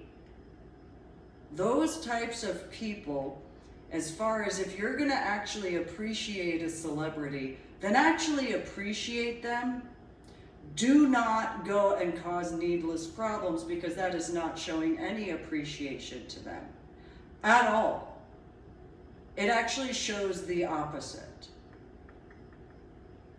You don't actually show appreciation when you stir up needless drama. No, they don't actually want you a part of certain things. Just because you may have seen something, that doesn't give you any authority or right. No matter what. That is not a situation that, in my opinion, has been clarified, and I'm fairly certain there are a few people of whatever level of celebrity who can go into that, as far as those types of needless problems. So those situations that I dealt with hearing about in Illinois in 2002, I informed those females they didn't have the rights they thought they did. And just because they thought they had rights, they didn't. So then there's my son and my daughter and I. And those people didn't have any rights ever when it came to my life. So whether in regards of my modeling, whether in regards of my scuba diving, whether in reference to where I was born and raised, and those particular factors. So individuals who may have hypothetically thought, if my daughter and or my son, no. If I didn't have what I needed, I wasn't going to show up at all. So if they had an issue with the way my daughter physically looks compared to my son, that reiterates my high school time at that location, if that's the case. Additionally, it doesn't even matter because I wouldn't have brought my daughter and my son with me if I had attended, if I would have even considered it.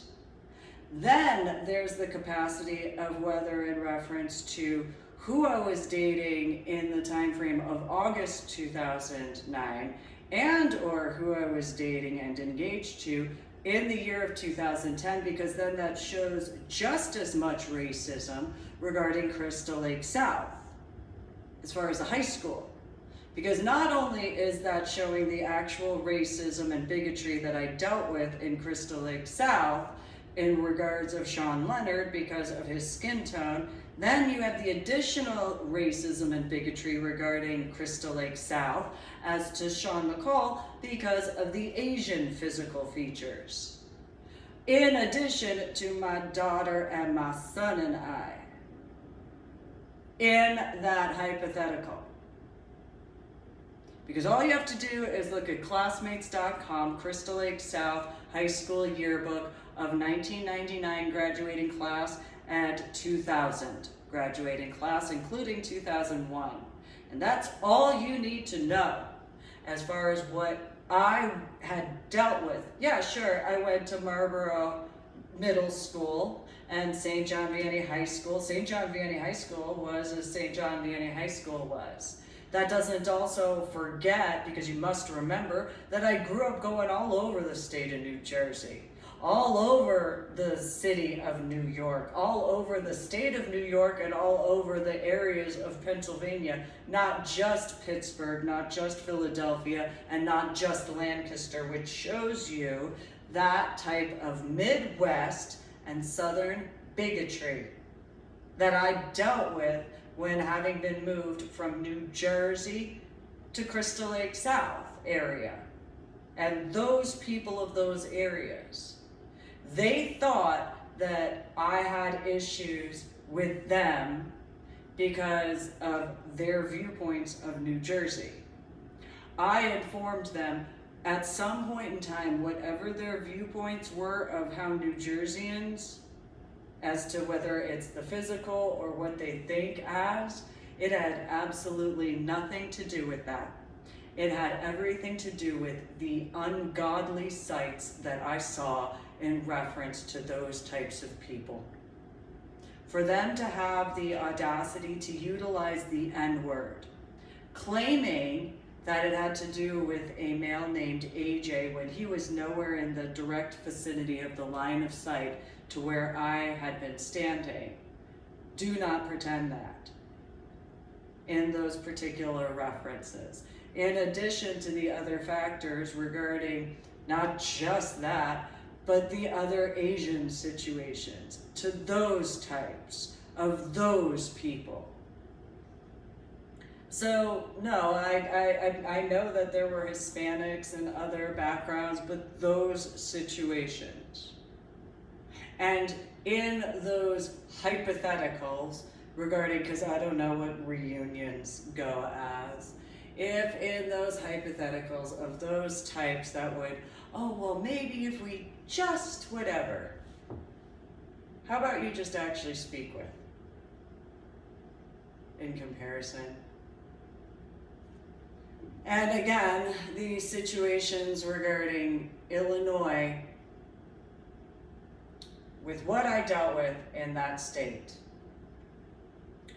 you people didn't know what I was dealing with, and you damn sure didn't assist making it any easier for me. But why would you? You would think that it wouldn't be that big of a deal. All you have to take a look at in reference to Crystal Lake South, as far as their bigotry, in my opinion, is how many reports were made only because I was born and raised in New Jersey. Then the other factors of. So that it's just a constant that those types of those people have had to accept. So those types of those people who have gone out to the tri-state area, out to the Chicago area, out to different larger cities in the Midwest and South, out to Seattle, out to Portland, and out to the different areas of California, those democratic policies come from those types of people. Because, you know, every little detail. What is that song? It's Iron. I think the band is actually called The Police. Every step you take, every move you make. You know, those types in comparison. Because, you know, how many homeowners association types, or at the very minimum, physical exterior looks to those types are there in that area regarding Crystal Lake? I'm sure that there's a few as to those types that would be fairly homeowners association-ish instead. So,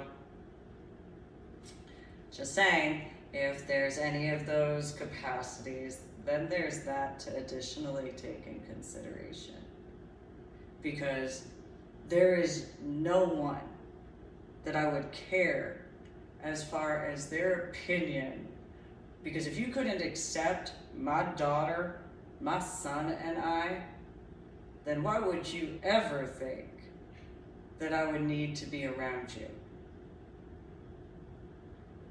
Because if you had an issue with the way my daughter and my son and I, as a family,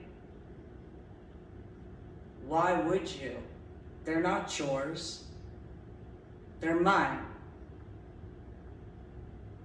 I am my own, and you have no right to that, because then it's one of those. Because if that has to do with my biological mother and her sister or half-sister and half-brother and those people, then there's those problems. Because why would those people involve themselves into my life? Because then Mike, Anna, and Patricia can think about whether or not all of a sudden those people sent somebody to their door because of a temper tantrum, because I didn't attend the reunion because I wasn't gonna anyway. There wasn't any reason for me to.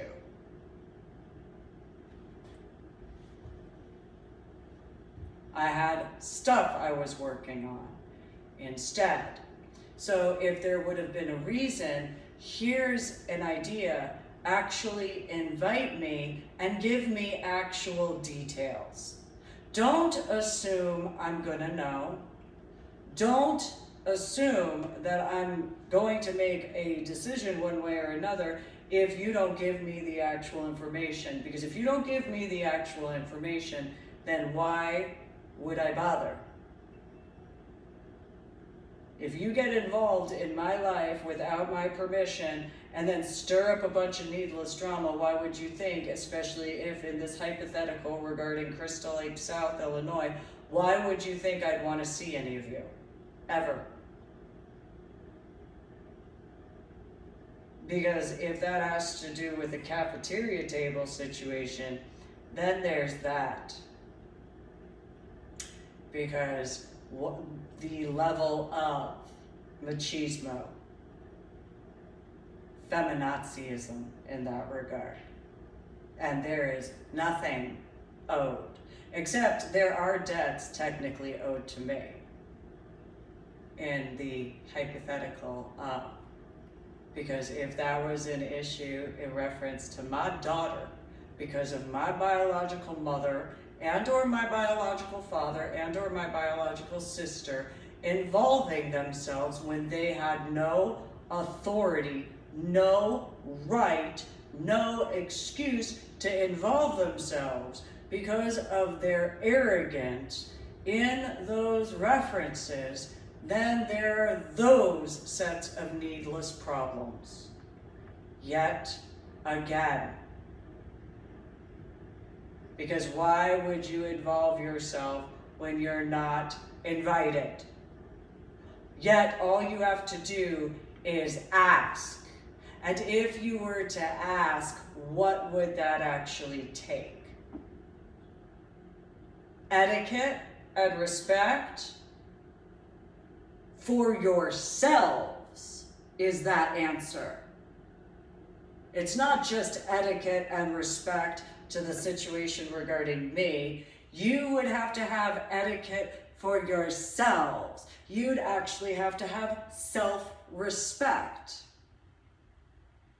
to do so. But since in that hypothetical, there wouldn't be that, because that would require that non-Mandarin type of viewpoint. So those individuals regarding those types that stirred up a bunch of needless drama in high school, and then in the hypotheticals of afterwards, as to those types, knowing that it's not the entire school, however, maybe at this point, because it is one of those, how about you actually speak with me in truth? Is it that difficult as far as etiquette and respect? Because if so, why? Translation, why would I go to a high school reunion if you couldn't do it? Even through online, regarding just that simple of a etiquette and respectful message. Instead, although if it was those types who would be on FetLife in comparison to Facebook, and those hypotheticals, well, not everybody does things that way. At all. Some people know how to maintain composure and still be respectful and respectable. In comparison to certain hypotheticals regarding those types.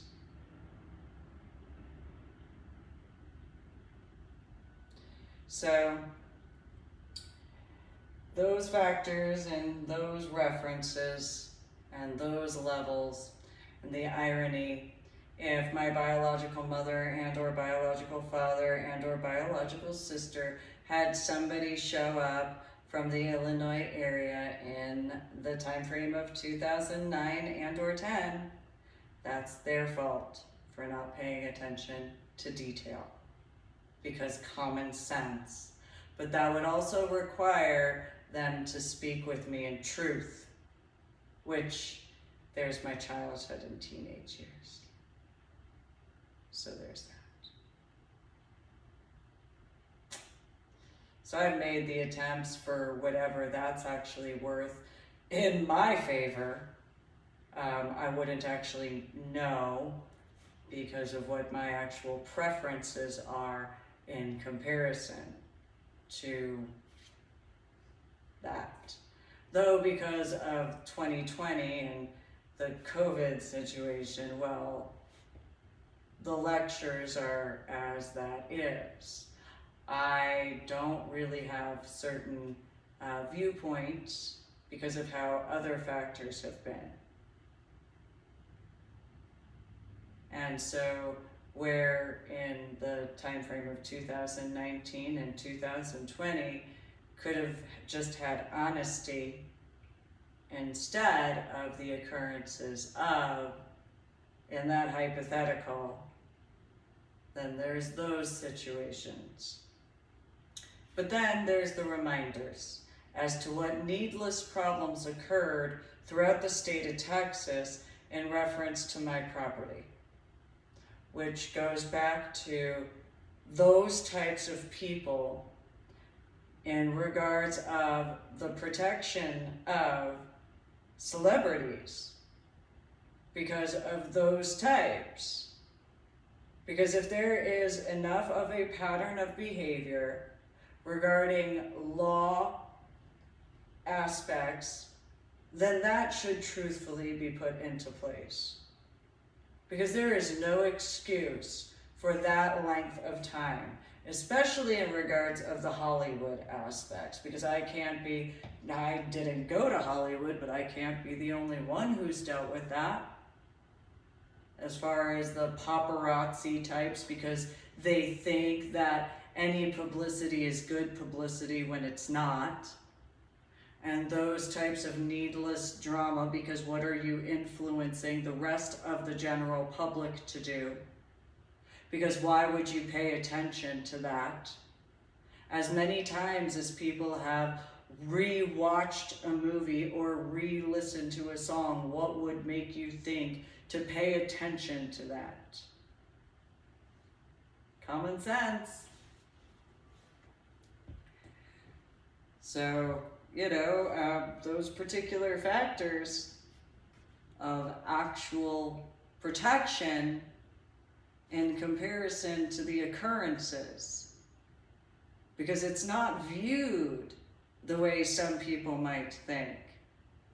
While those people, in regards of whichever factor, whether the situations regarding Crystal Lake South as to Jimmy, where they thought whatever they thought, and or fan situations, there's a difference as to how you actually show appreciation to someone you might be a fan of. That's the facts. And having the rights to set boundaries is a right. You don't have a right to invade privacy. You don't have a right to go and stir up needless problems for those aspects. And that's something that's a problem. And been a problem for far too long. That was a problem in New York City. That's why a lot of stuff stopped filming in New York City, because of those problems. So, if you do things across state lines, then you break federal laws and you have needless problems. Because for as many people who have brought up, oh, celebrities are people too, well, yeah. So instead of going and doing that just because, that doesn't actually show that you're a fan when you do that sort of stuff. So if the situations regarding my modeling and or my scuba diving and or my books, why would you think stirring up problems in reference to my life would ever show me that there was any appreciation to my work? What would ever give you that idea in comparison to what actually would be considered as? Or has there ever been the common sense to just ask me instead of assuming?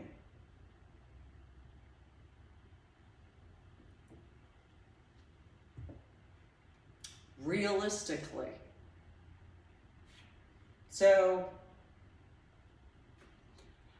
obviously, this has been since 2009 at the minimum, if not 2008 because of those other factors, or whatever year of because of realistically my childhood and teenage years.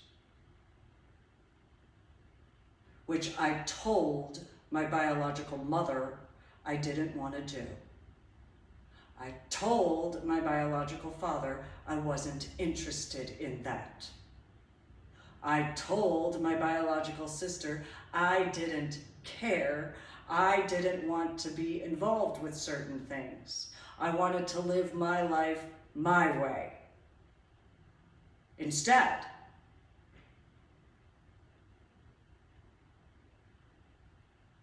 it's the facts. Comparison. These examples are actual reasons why. Because I can't be the only person who has dealt with those types of factors. Of whichever situation of. Whether it's the born and raised in area, an area moved to, a area woke up and whatever, and what do they do to actually assist? Because they assume what? Even though there's the proof and the explanations, at what point in time does anything actually get done correctly? Because while those people have played pretend, I've been telling the truth the entire time. As to the proof of common sense.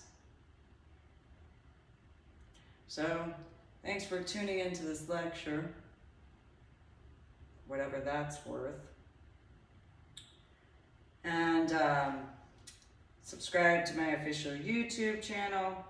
Go to my website, www.susanmealing.com. And in reference of those who might not like my tone of voice, well, why don't you like my tone of voice? Is it because of what you know that you had caused needless problems to and you don't like it? If that's a situation that you have to actually listen to a lecture because you know what needless problems were caused, and you're hearing where if you didn't cause needless problems, what my preferences to what I would have actually enjoyed in my life instead, because of what my actual needs are in comparison. Could that hypothetically be if certain types of people have an issue listening to my tone of voice? Because that must be a subconscious situation. Because you would know what choices you made. You would know what you said. You would know what you did. And if you don't, well then there's plenty of reminders. So if in those factors, including in what's supposed to be considered the adult consenting lifestyle, because if there were those in what's supposed to be considered the adult consenting lifestyle, and they thought they had rights that they didn't have, then that's a whole other issue.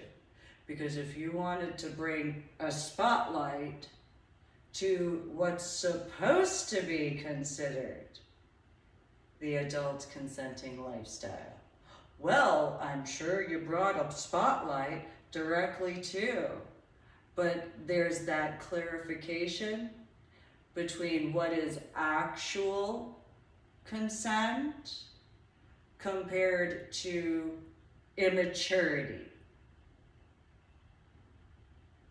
Very important, because it has to be informed consent in truth. And so I am against non-consensual aspects. In those aspects, obviously, in regards of, I brought forward the justice of the peace situations, but what did anybody do to actually assist me? What did anybody do in regards of having informed Wilford Hall when I was pregnant with my son and my daughter? What did anybody actually do to fix and repair those situations? Or did a bunch of people choose to go subverting in a bunch of ways in comparison to speaking with me and actually asking me instead?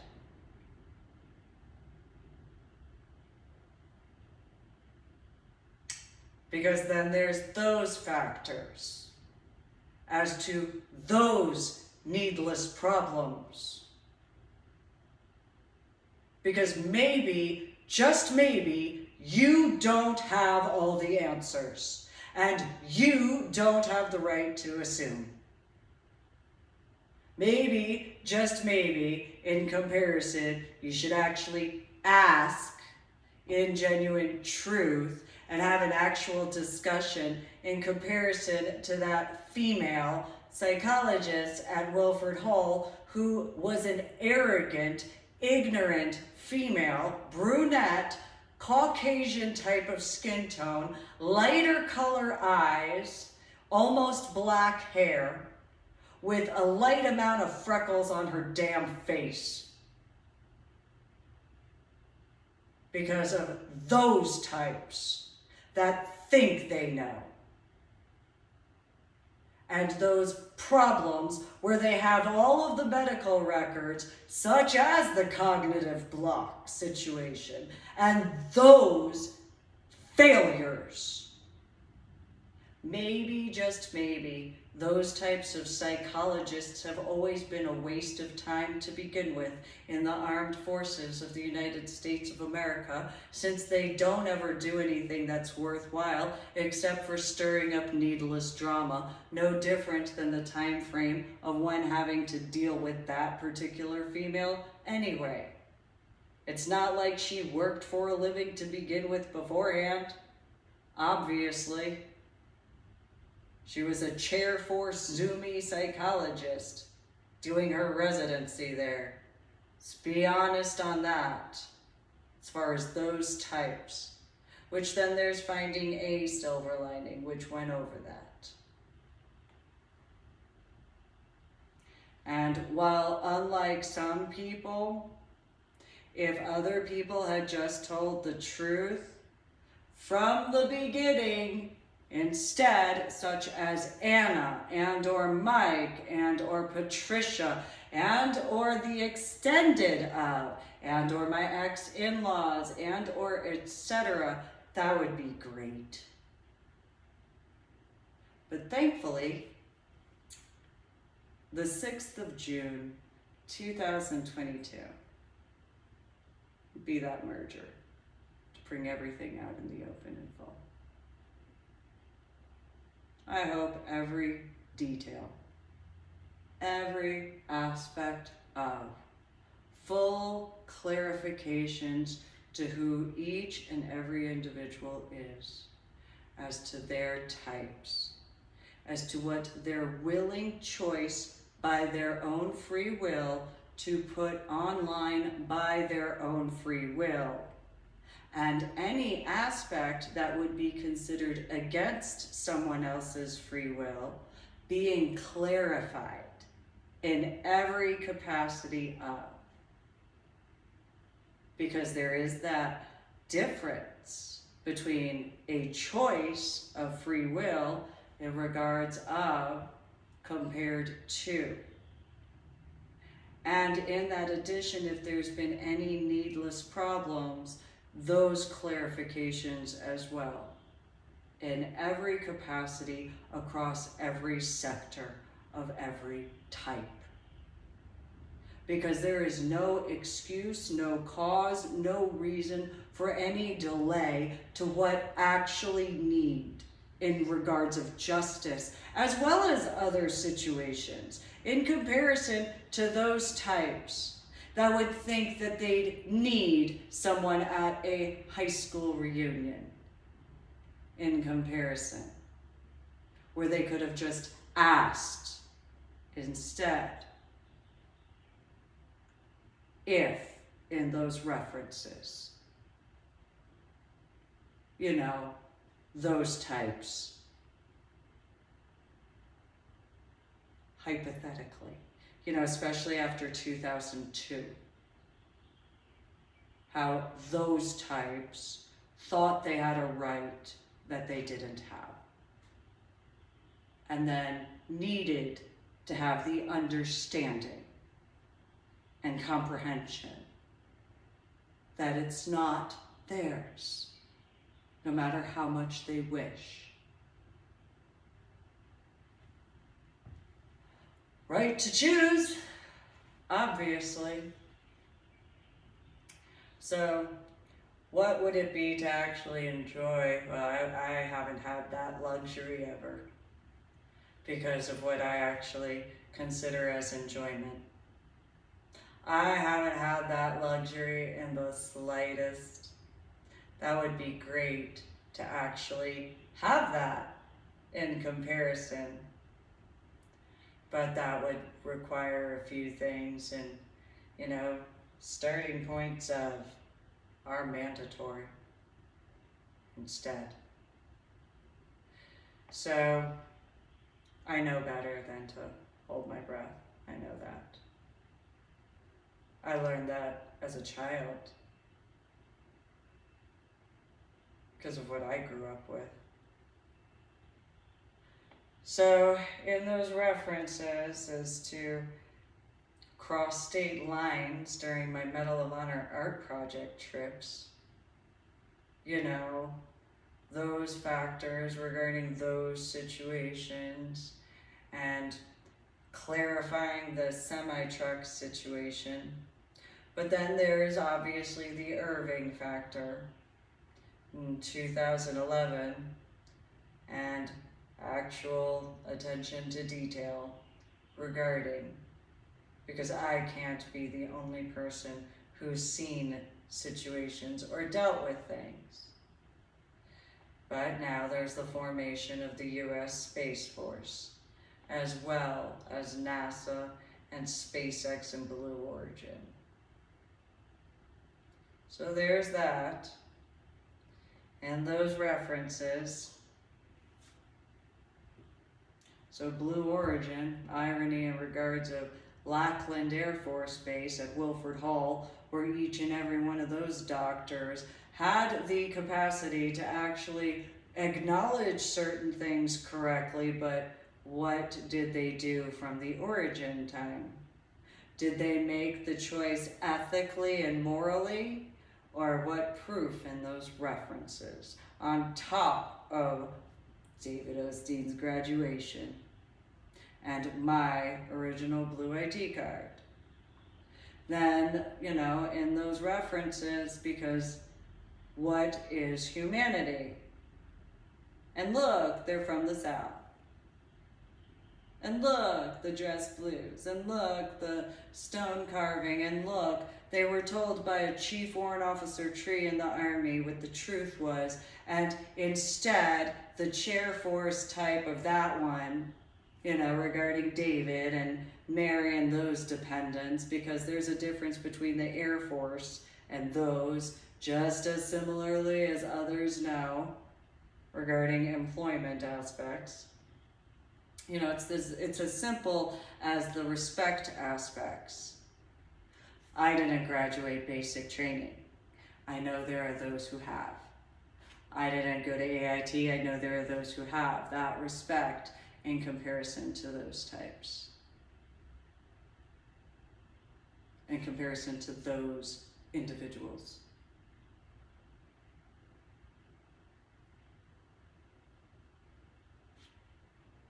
So it would have been common sense those references back then to actually make the correct choices, but why would that occur? They still haven't, obviously. And legally, they didn't have any rights to my life, ever. Similarly to that Crystal Lake South situation, legally, they didn't have any rights because of the one and only sponsor. But even in those capacities, look, I didn't graduate basic training, I didn't do certain things, and how do they treat individuals who have? So when people who have accomplished certain things go knowing what they actually need for health care, and it's supposed to be taken care of, what needless problems have occurred? Because certain types of medical aspects have needed to accept the reality that with certain types of work, you actually know yourself better because it's mandatory to the training. So those types that don't understand certain backgrounds because they're just not in that employment, why would they ever have that as a background to understand? So in that reference of that female psychologist at Wilford Hall who got all pouty and upset and had to be replaced because she wasn't good enough and had the issues that she had. Well, certain people have certain backgrounds. And that's not my problem when your job is not to go into other factors. Your job is specifically what your job is. It's been those types. You know, as many times as the military has put in different sections and so on and so forth, then you wonder why. Because of individuals that have needed to stay in their lane to begin with, and then acknowledge and recognize to just stay in their lane, and if they actually have assistance in the capacities of in comparison. Because I can't be the only one who's dealt with something like that. Why would I ever want to go to my ex-in-laws? They knew about when I was pregnant with my son and my daughter and the justice of the peace. That is a full-fledged no-go regarding any of my ex-in-laws when it comes to any of that. Especially in regards of Lackland Air Force Base in 2001. Automatically. For that clarification. Purely. Just on those grounds. Literally. Because those are the only grounds they had to stand on. And across state lines where they didn't have any authority to get involved, but they wouldn't have the common sense. So they've needed to accept that I wasn't as into them.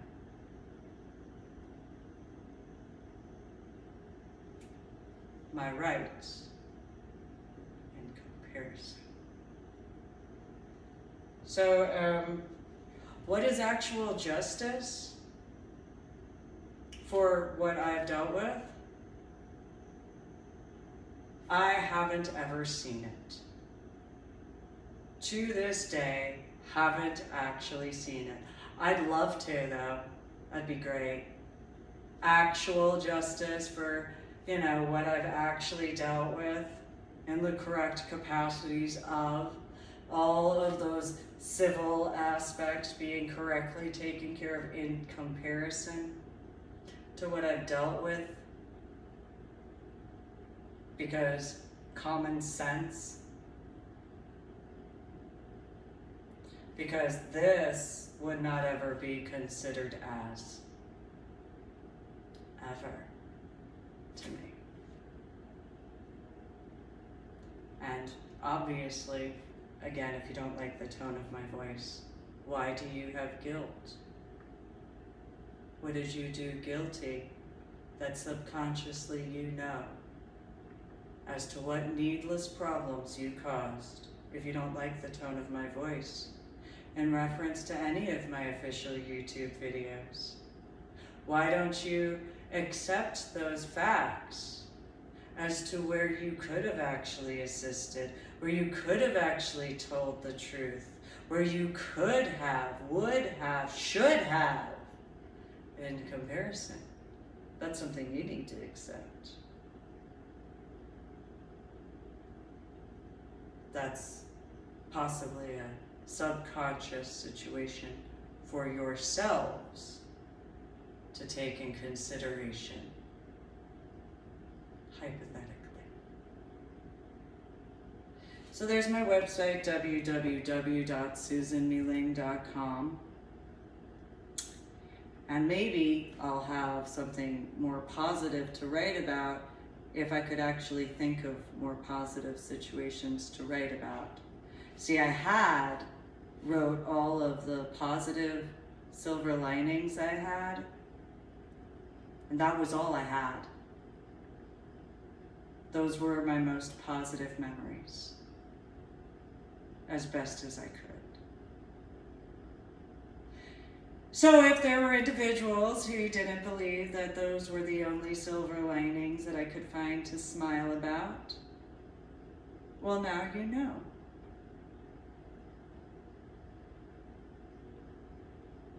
Congratulations. But you also cannot unknow either. And that's something you have to accept. So today is the 13th of May, 2022.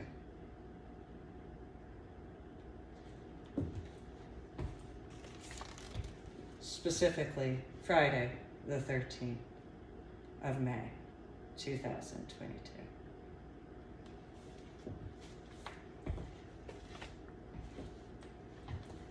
Thanks for tuning in. If you're gonna leave a comment, please do make sure to have etiquette and respect. And subscribe to my official YouTube channel. Go to my website, www.susanmeling.com.